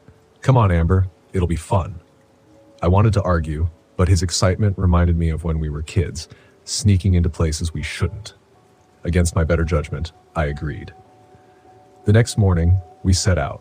The trail to Raven's Cradle wasn't marked, but Liam had read about it on some amateur folklore blog. We veered off the main path, pushing through dense underbrush. I felt the tension early, a strange prickling sensation on the back of my neck, like we were being watched. "Do you hear that?" Eric asked suddenly, stopping mid-step. We all froze. The forest had gone eerily quiet. No birds, no rustling leaves, just an oppressive stillness. I shrugged it off, trying to lighten the mood. "Nature's shy," I said, forcing a laugh. Liam didn't respond. He kept walking, his usual bravado muted. The farther we went, the harder it became to ignore the feeling that something was off. The air felt heavy, charged like the moments before a thunderstorm. About an hour into the hike, Eric pointed at the ground. "What the hell is that?" The dirt path was marked with strange prints, large, clawed impressions that looked almost human, but wrong. Liam knelt to inspect them, his face lighting up with excitement. "See? I told you. Skinwalker tracks." "Oh, give me a break," I snapped. "It's probably just a bear." Eric didn't look convinced, and truth be told, neither was I. We reached Raven's Cradle by late afternoon. It was breathtaking, a jagged cliff overlooking Lake Superior, the waves crashing far below. But the beauty couldn't shake the unease that had been building since the hike began. As we set up a small camp to rest, I thought I heard something. My own voice, faint and distorted, echoing from the woods. I turned sharply, my heart pounding. "Did you?" I started, but stopped myself. Liam was busy taking pictures, and Eric looked lost in thought. That night, the first real horror began. We were gathered around a fire outside the RV when Liam froze mid-sentence, staring into the trees. "Did you hear that?" I didn't respond. I'd heard it too. A soft, high-pitched laugh followed by a rustling sound. I shone my flashlight into the darkness, but the beam seemed swallowed by the night. "Probably a raccoon," I muttered, though my voice lacked conviction. "Yeah, a raccoon that laughs," Eric said dryly. His calm demeanor was cracking. The laughter came again, closer this time, followed by a low, guttural growl. Liam grabbed a branch from the fire, holding it like a weapon. The next few hours were a blur of terror. Something or someone was stalking us. We saw glimpses of it between the trees, a figure that shifted and twisted, its form flickering between animal and human. When I caught a full glimpse of it, I froze in disbelief. It had Liam's face. Not quite, though. It was an uncanny, distorted version, its eyes too large, its mouth stretched into a grotesque grin. My breath hitched as it mimicked his voice perfectly. "Amber, come here. Come closer." I screamed, backing away, and the thing disappeared into the woods, leaving only the echo of its voice. Back at the RV, we locked ourselves inside, our panic mounting. The generator sputtered out, plunging us into darkness. Scratching sounds started on the walls, followed by heavy thuds on the roof. The creature wasn't just stalking us anymore, it was playing with us. Eric tried to keep us calm, but even he was on edge. "We need to stay inside. It can't get in if we..." A loud crash cut him off. The back window shattered, and a long, clawed arm reached inside. Eric grabbed a knife from the counter and slashed at it, forcing it to retreat, but we knew we couldn't stay there much longer. At dawn, we decided to make a run for it. With the RV no longer safe, we packed what little we could carry and headed toward the main road. The hike back was a nightmare. The creature followed us, its mimicry growing more unsettling. It called out in Eric's voice now, pleading and screaming for help. We tried to ignore it, but the forest seemed to conspire against us. The trails looped back on themselves, leading us in circles. I felt despair creeping in, but Liam grabbed my arm, his face pale but determined. "We can't let it win," he whispered. As the sun dipped below the horizon, the skinwalker made its move. It appeared directly in our path, its form more grotesque than ever.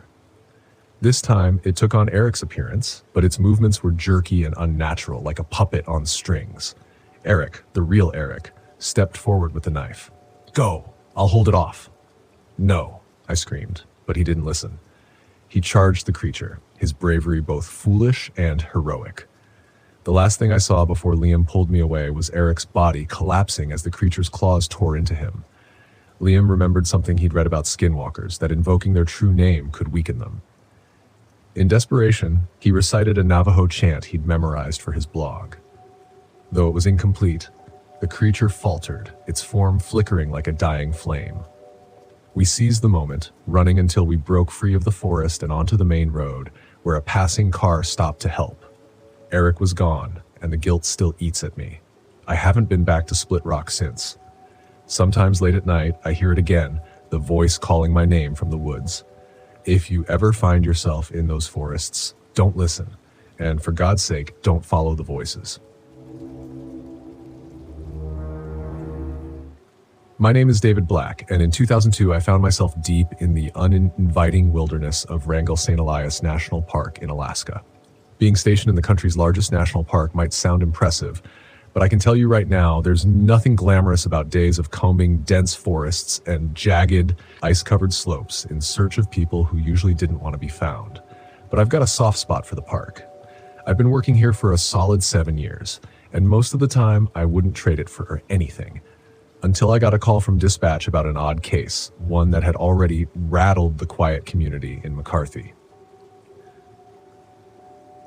Two hikers, a couple by the name of Jody and Mark O'Connor, had gone missing after setting out for a backcountry trek. They were experienced hikers, the type who meticulously planned every trip, left detailed itineraries, and always checked in on schedule. But this time, they hadn't shown up, and their families were starting to get frantic. Normally, I'd write it off as bad luck or poor planning.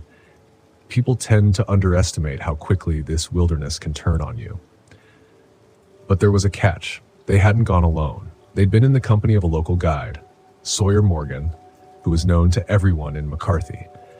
A rough guy, sure, with a dark sense of humor and a reputation for being a bit reckless, but he knew the land better than most.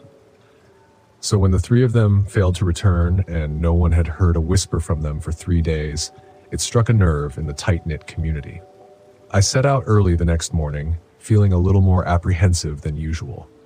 The air was bitter cold, slicing right through the layers I'd bundled up in.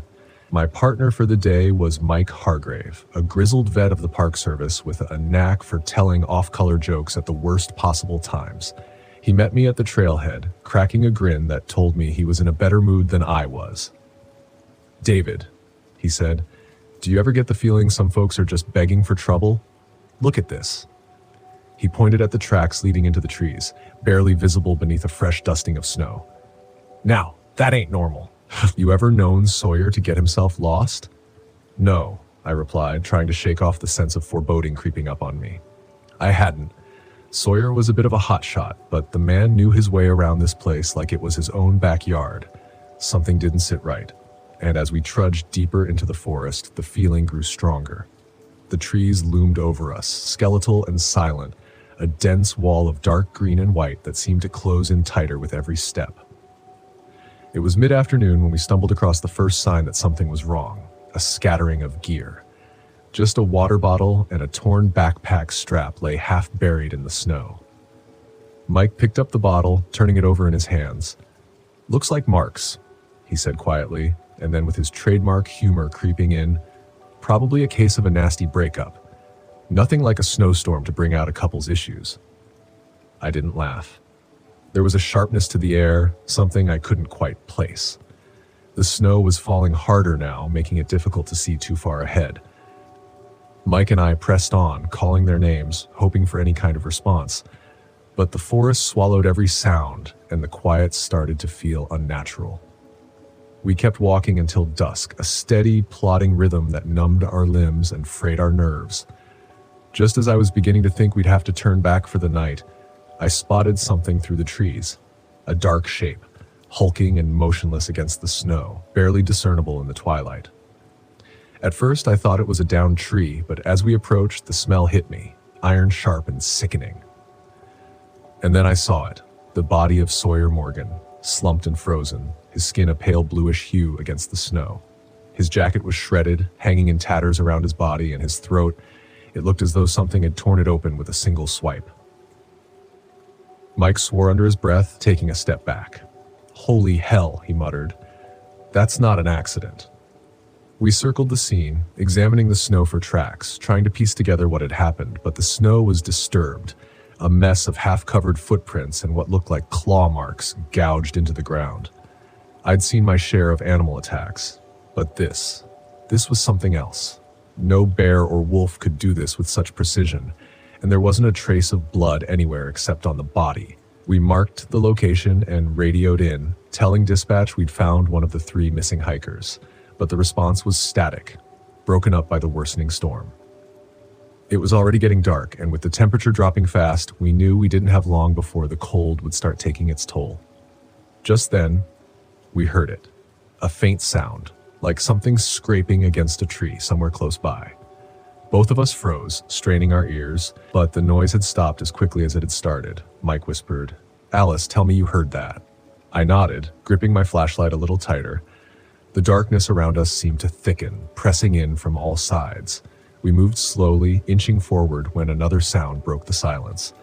It was closer this time, almost right beside us. A crunch, as if something heavy was moving through the snow, slowly, deliberately.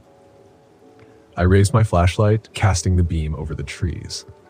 For a moment, I thought I saw something, a massive shape standing just beyond the edge of the light, watching. I couldn't make out any details, just the bulk of it, like a bear, but wrong. It was hunched, its limbs too long, its head tilted at an unnatural angle, and there was an unsettling intelligence in the way it moved. Then it lunged toward us. Mike yelled, stumbling back as I aimed my light at the thing, catching a glimpse of claws that looked almost human, elongated fingers tipped with ragged nails. It made a sound, a deep, wet rasp like it was struggling to breathe, and that was enough to send both of us running. We sprinted through the trees, stumbling over roots and rocks, the sound of its pursuit thundering behind us. I didn't dare look back, too focused on staying ahead of whatever that thing was. I could hear Mike gasping, his footsteps pounding beside mine, and I prayed we'd make it to the trail before it closed the distance. But then, just as we broke through a clearing, I heard him cry out. I turned in time to see him go down, his body dragged back into the shadows as his flashlight flickered and died. His scream was cut short, leaving nothing but silence. I didn't stop. I couldn't. It was survival at that point, pure and simple. I ran until my lungs burned, until my legs felt like they would give out. When I finally dared to stop, I realized I had no idea where I was.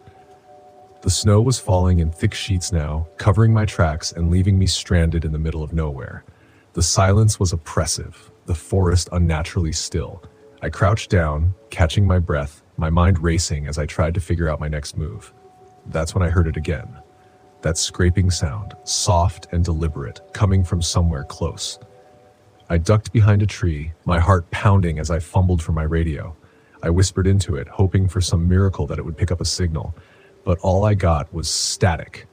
Then, out of the corner of my eye, I saw it. The creature stood at the edge of the trees, its head tilted as if studying me. Now that I could see it more clearly, I felt a wave of nausea. It had the body of a predator, lean and muscular, but its skin was stretched too tightly over its bones, giving it a twisted, almost human look. Its mouth was too wide, filled with rows of teeth that looked like they belonged to a shark. And those hands, long, bony fingers that flexed and curled as it watched me. I took a step back, my mind racing through my options, which weren't many. I didn't have a weapon, not even a pocket knife. Running seemed like a death sentence, but staying put wasn't much better. The creature took a step forward, its gaze fixed on me, and I knew I had to make a choice. In a desperate move, I turned and bolted, weaving between the trees, trying to lose it in the dense forest. The thing let out a guttural hiss, and I heard it crashing through the underbrush behind me. My legs felt like lead, each step heavier than the last, but I pushed forward, ignoring the burning in my lungs. I don't know how long I ran, but eventually I stumbled out of the forest and into a clearing, my chest heaving as I collapsed onto the ground. The storm had worsened, the snow blinding, and I realized I'd somehow circled back to where we'd found Sawyer's body. Except now, there were two bodies. Mike lay sprawled in the snow, his body twisted at an unnatural angle, his face frozen in a look of sheer terror. I staggered to my feet, my mind reeling.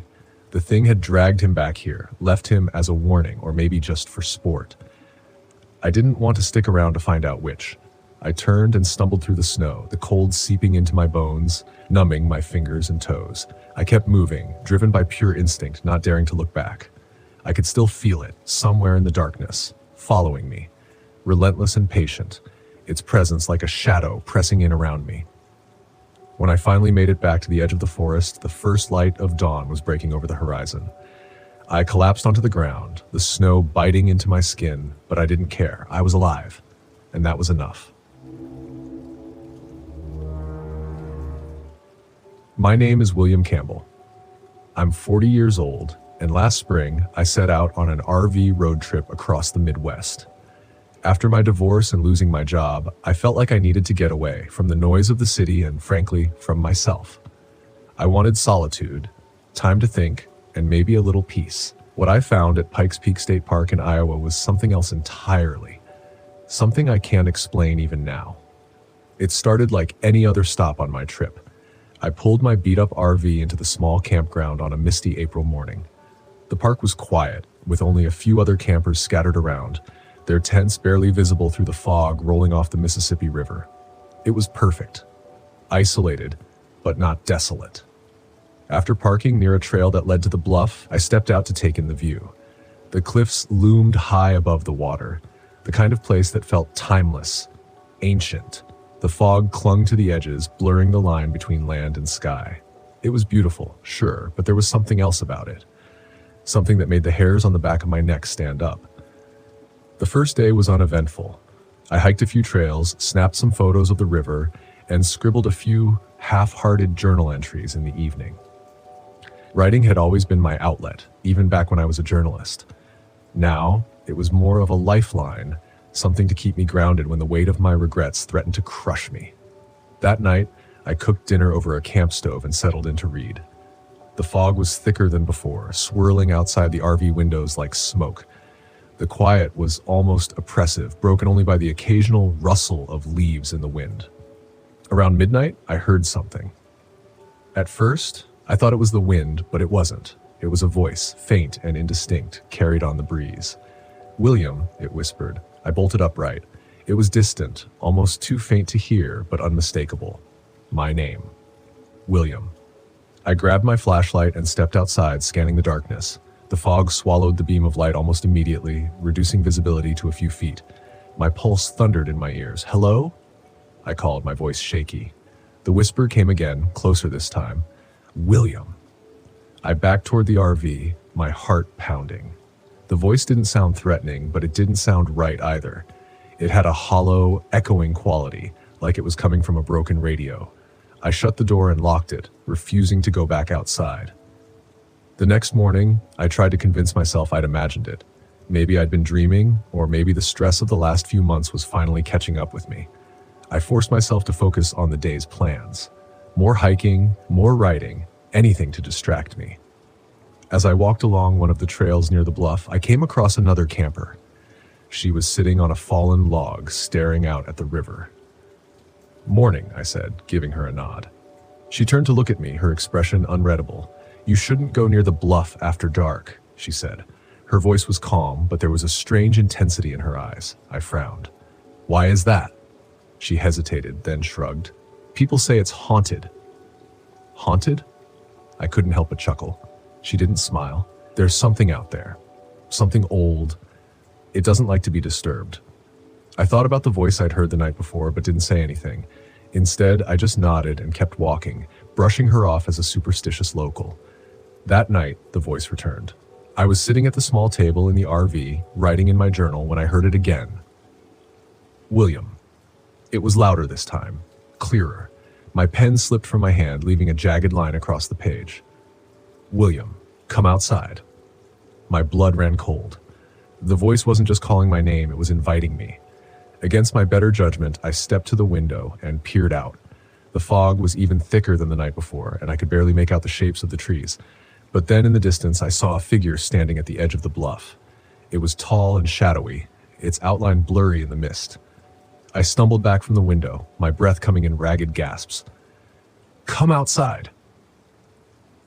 The voice repeated, louder now. I grabbed my flashlight and opened the door, stepping onto the damp ground. My hands trembled as I pointed the beam of light toward the bluff, but the figure was gone. The whispers continued, growing fainter, as if retreating into the woods. The next morning, I found my journal pages filled with words I didn't remember writing. "This is your fault. You can't run. He's waiting." The words were scrawled in my handwriting, but I had no memory of writing them. My stomach churned as I flipped through the pages, each one more disturbing than the last. That afternoon, I ran into the camper again, the woman who had warned me about the bluff. "Something's out there," I said, my voice low. She studied me for a long moment, then nodded. "It always finds the broken ones," she said. I wanted to ask what she meant, but she turned and walked away before I could. That night, I couldn't stay in the RV. The walls felt too close, the air too thick. I grabbed my flashlight and headed toward the bluff, determined to prove to myself that there was nothing out there. The fog wrapped around me as I approached the edge, the sound of the river below muffled and distant. I stopped when I saw him. He was standing at the edge of the bluff, his back to me. He was tall, dressed in a dark suit that seemed to shimmer in the moonlight. "William," he said, his voice smooth and deep. I froze. The figure turned and I saw his face, or rather, the lack of it. His features were indistinct, like a smear on a canvas, but his eyes glowed faintly red. "I know what you want," he said. "I can give it to you." I opened my mouth to speak, but no sound came out. "All your pain, all your guilt, it can be gone. You just have to say yes." He extended a hand, long and pale, his fingers unnaturally thin. I took a step back, shaking my head. The devil smiled. "Think about it, William. No more regret. No more loneliness. No more failure." Images flashed through my mind. My ex-wife's angry face, the newsroom where I'd been fired, the empty apartment I'd left behind. "No," I whispered. His smile faded. "Are you sure?" I turned and ran. I don't know how I made it back to the RV. The whispers followed me the whole way, louder and more insistent, but I didn't look back. By the time I reached the RV, the fog had begun to lift and the forest was eerily quiet. I left the park at dawn, my hands gripping the steering wheel so tightly my knuckles turned white.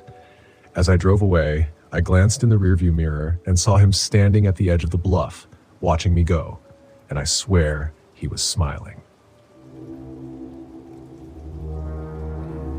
My name is Gary Ellis, and back in 2018, I decided to take my RV up to Glacier National Park in Montana. Being a freelance photographer had its perks. I could work anywhere, and I had a penchant for capturing untouched landscapes. I thought a solo trip would not only boost my portfolio, but also give me a much-needed break from city life.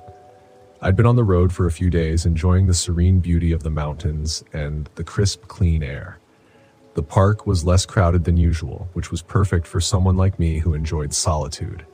I set up camp near a quiet spot overlooking a glacier lake.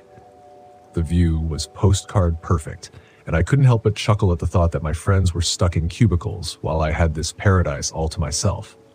Guess the early bird really does get the worm, or in this case, the perfect shot, I mused to myself. After a day of hiking and snapping photos, I returned to my RV to find a note pinned to the door. It read, "Beautiful place, isn't it? Be careful out here." No signature, nothing else. I glanced around but saw no one. It struck me as odd, but I shrugged it off, thinking it was probably some local's way of being friendly, or maybe trying to spook the tourists. Either way, I wasn't going to let it ruin my mood. The next morning, I headed to a nearby trail recommended by a ranger I had chatted with earlier. "You'll find some rare wildlife if you're lucky," he'd said. As I trekked deeper into the forest, the trees seemed to close in around me. The sounds of birds and rustling leaves provided a soothing soundtrack, and I felt at ease. About an hour into the hike, I came across an old, weathered cabin. It wasn't on any map I had, and I hadn't heard anyone mention it. Curiosity got the better of me. I approached the cabin, noticing that the door was slightly ajar. Probably abandoned, I thought. Still, I knocked. No answer. I pushed the door gently, and it creaked open. Inside, the cabin was cluttered with various trinkets, old lanterns, fishing gear, and dusty furniture. On a table lay a collection of photographs. I picked one up and felt a chill run down my spine. It was a picture of me setting up my RV. Another showed me hiking earlier that day. "This can't be," I whispered, my mind racing. Someone had been watching me, documenting my every move. I heard footsteps outside. Panicking, I quickly placed the photo back and hid behind a large cabinet. The door swung open and a man walked in, humming an off-key tune. He was tall, with unkempt hair, wearing a worn-out flannel shirt. He carried a hunting knife on his belt and had a rifle slung over his shoulder. "Got some good shots today," he mumbled to himself, laying down a camera on the table. My camera. I instinctively felt for my backpack. It was gone. How had he taken it without me noticing? My heart pounded so loudly I was sure he could hear it. He started flipping through the photos on the camera, chuckling. "You have a good eye," he said aloud as if speaking to me directly. "Shame you'll be leaving so soon." I needed to get out of there. Slowly, I inched toward the back door, keeping my eyes on him. Just as I reached for the doorknob, it squeaked. He turned abruptly. "Who's there?" he demanded, his jovial demeanor vanishing. Thinking quickly, I said, "Just a lost hiker. Didn't mean to intrude." I stepped out from behind the cabinet, hands raised. He eyed me suspiciously. "Lost, huh? These woods aren't safe for people who don't know their way." I forced a laugh. "Tell me about it. I must have taken a wrong turn somewhere." He glanced at the camera and then back at me. "You take good pictures." "Thanks," I replied cautiously. "I actually came looking for wildlife to photograph." "Wildlife, you say?" He smirked. "Sometimes the most dangerous creatures aren't animals." I swallowed hard. "Well, I should probably get going before it gets dark." He blocked the doorway. "I'm afraid I can't let you do that." My mind raced for a way out. "Why is that?" I asked, trying to keep my voice steady. He tapped the knife on his belt. "You see, folks around here don't take kindly to trespassers." I needed to distract him. I didn't see any no trespassing signs. Maybe I can make it up to you? I have some supplies back at my RV, food, even some good coffee. He seemed to consider this. Coffee, huh? Been a while since I had a decent cup. Absolutely, I said, seizing the opportunity. Let's head over and I'll brew you the best cup you've had in years. He nodded slowly. All right, but no funny business? Of course not, I assured him. We walked back toward my campsite. I tried to keep the conversation light. So, do you live out here all alone? He glanced at me. Been out here for years. The forest provides everything I need. Must be peaceful, I commented. He chuckled. You'd be surprised. We arrived at my RV and I gestured for him to take a seat outside. I'll just grab the coffee from inside. He stood by the door. I'll come with you. Sure, I said, trying to hide my unease. Inside the RV, I began preparing the coffee, all the while plotting my escape. If I could just get him to lower his guard. Mind if I use the restroom? He asked. Go ahead, I replied, pointing him in the right direction. As soon as he was out of sight, I grabbed my keys and quietly opened the driver's side door. Just as I was about to start the engine, he appeared in the doorway, eyes wild. Going somewhere? He snarled. I didn't answer. I turned the key and the engine roared to life. He lunged at me, but I hit the gas, causing him to stumble backward. The RV sped down the makeshift path, bouncing over rocks and roots. A loud bang echoed through the air. My side mirror shattered. He was shooting at me. This guy really doesn't want me to leave, I muttered. Spotting a narrow trail to the left, I took a chance. The RV barely fit between the trees, branches scraping against the sides like fingernails on a chalkboard. Finally, the dense forest began to thin. I burst onto a paved road. I didn't stop until I reached a ranger station several miles away. I stumbled inside, out of breath. There's a man out there. He attacked me, I managed to say. The rangers exchanged glances. Calm down and tell us what happened, one of them said. I recounted the events, and they listened intently. When I mentioned the cabin, one of the rangers frowned. There's no cabin out there, at least none that's supposed to be occupied. Another ranger chimed in. We've had reports of missing hikers in that area. They immediately dispatched a team to investigate. I insisted on going with them to point out the location. As we arrived, the cabin looked eerily quiet. The door was closed, no signs of life. The rangers approached cautiously, weapons drawn. They signaled for me to stay back. After a few tense minutes, they emerged. Place is empty, one of them said, but you need to see this. Inside, the cabin had been cleared out. No photos, no belongings, nothing. It was as if no one had ever lived there. He was here, I insisted.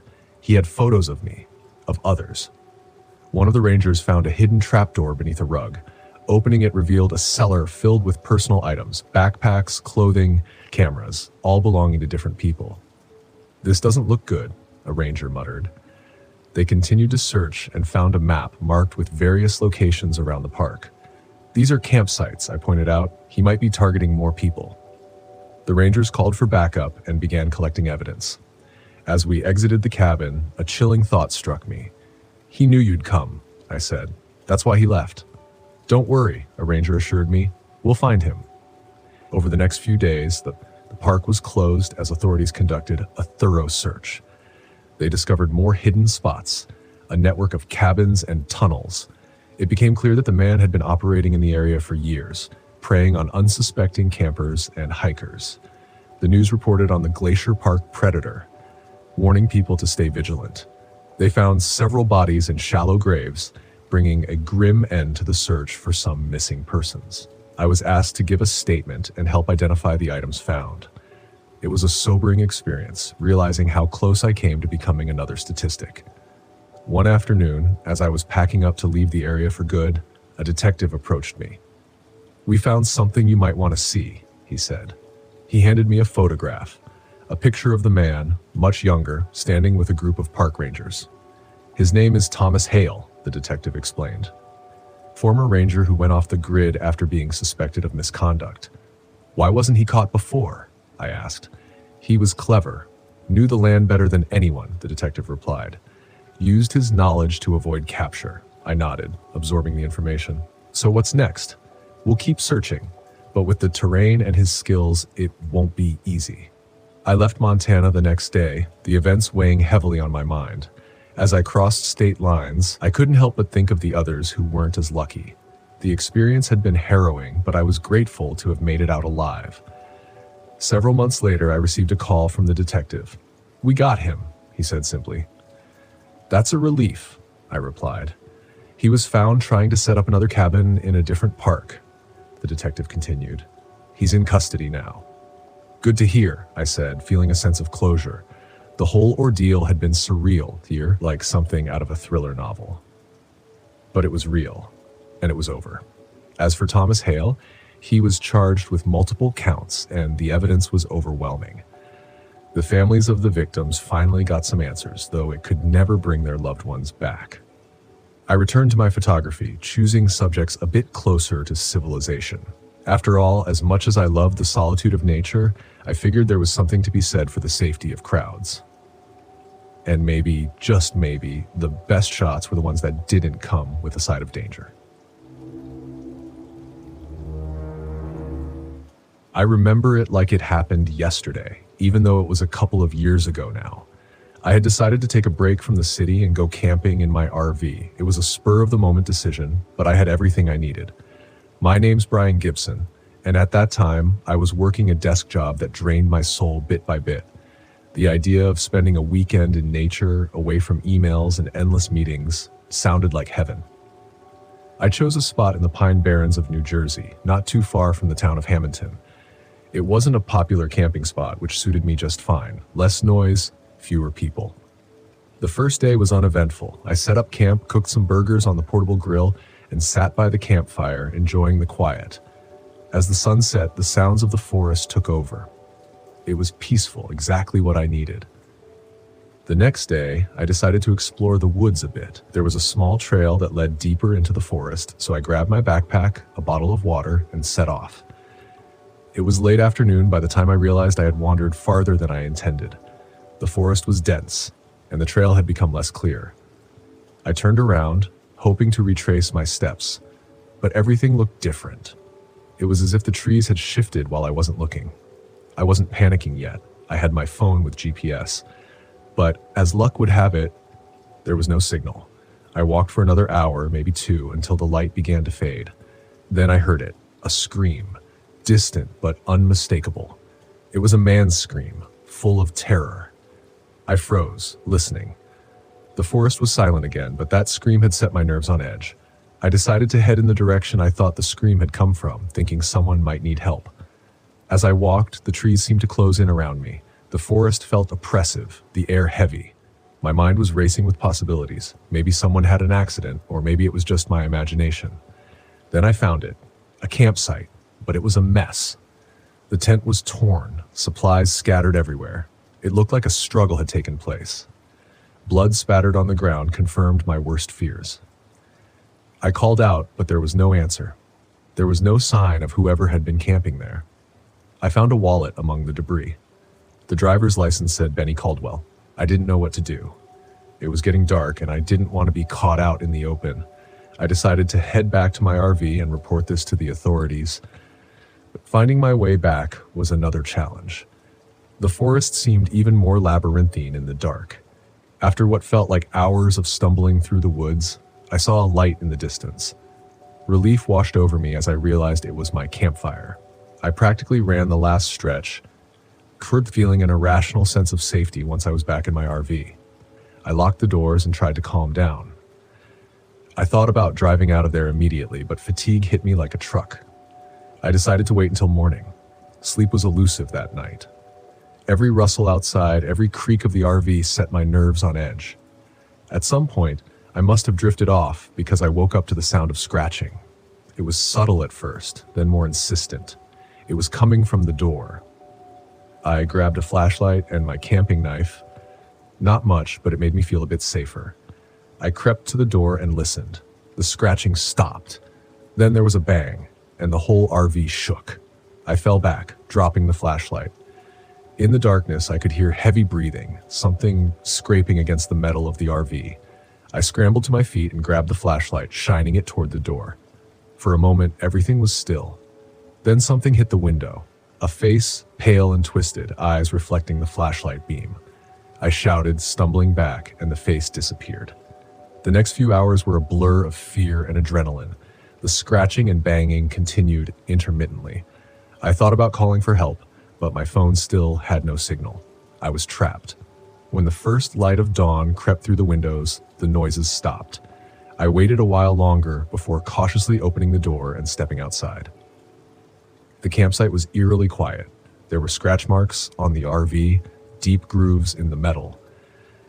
I decided enough was enough. I packed up as quickly as I could and got ready to leave. As I was about to get in the driver's seat, I noticed something on the ground, a torn piece of cloth stained with blood. It wasn't there the night before. I drove straight to the nearest town and found the police station. I reported everything. Benny Caldwell, the screams, the attack on my RV. The officer took my statement, but seemed skeptical. He said they'd look into it, but mentioned that the Pine Barrens were full of wildlife and sometimes people imagine things in the dark. I left feeling frustrated and scared. I didn't sleep well for weeks after that. Every noise at night made me jump. I kept thinking about that face in the window, those eyes. I tried to move on, to forget about it, but it stayed with me. A few months later, I saw a news report about a missing person in the Pine Barrens. The name caught my eye, Benny Caldwell. They had found his body, or what was left of it, deep in the woods. The police called it a bear attack, but I knew. The report mentioned other disappearances over the years, hikers and campers who went into the Pine Barrens and never came out. I started researching, trying to find out more about what might be out there. There were stories, old legends about the Jersey Devil and other creatures, but nothing concrete. Just a lot of speculation and fear. One night, I was at a bar talking to a local who had lived near the Pine Barrens his whole life. He told me a story about a creature, something the locals called the creeper. He said it was an old legend, something parents used to scare their kids, but he looked serious when he told me that people had been disappearing in those woods for decades. The police never found anything, but the locals knew better. They stayed away from the deep woods, especially at night. I don't know if the creeper is real or just a story, but I know what I saw, what I experienced. I haven't been back to the Pine Barrens since, and I don't plan to. Sometimes when I'm alone at night, I still hear that scratching sound, and I wonder if it's out there, looking for me. Life went on, and I tried to put the experience behind me. I moved to a different city, started a new job, and made new friends. But the fear never entirely left. I became more cautious, always looking over my shoulder, especially in unfamiliar places. Years later, I got a call from an old friend, Matt, who wanted to go camping. We chose a different location, far from the Pine Barrens in the Adirondacks. The first night was fine, just like old times, sitting by the fire, sharing stories. But on the second night, I woke up to a familiar sound. Scratching. My heart raced as memories of the Pine Barrens flooded back. Some experiences leave a mark that never fully heals. The creeper, or whatever it is, remains a mystery, a dark shadow in my past that I can't escape. So if you ever find yourself in the Pine Barrens or any deep, dark forest, be careful. Listen to the locals, heed their warnings. And if you hear scratching at your door in the middle of the night, don't open it. Some things are better left unseen.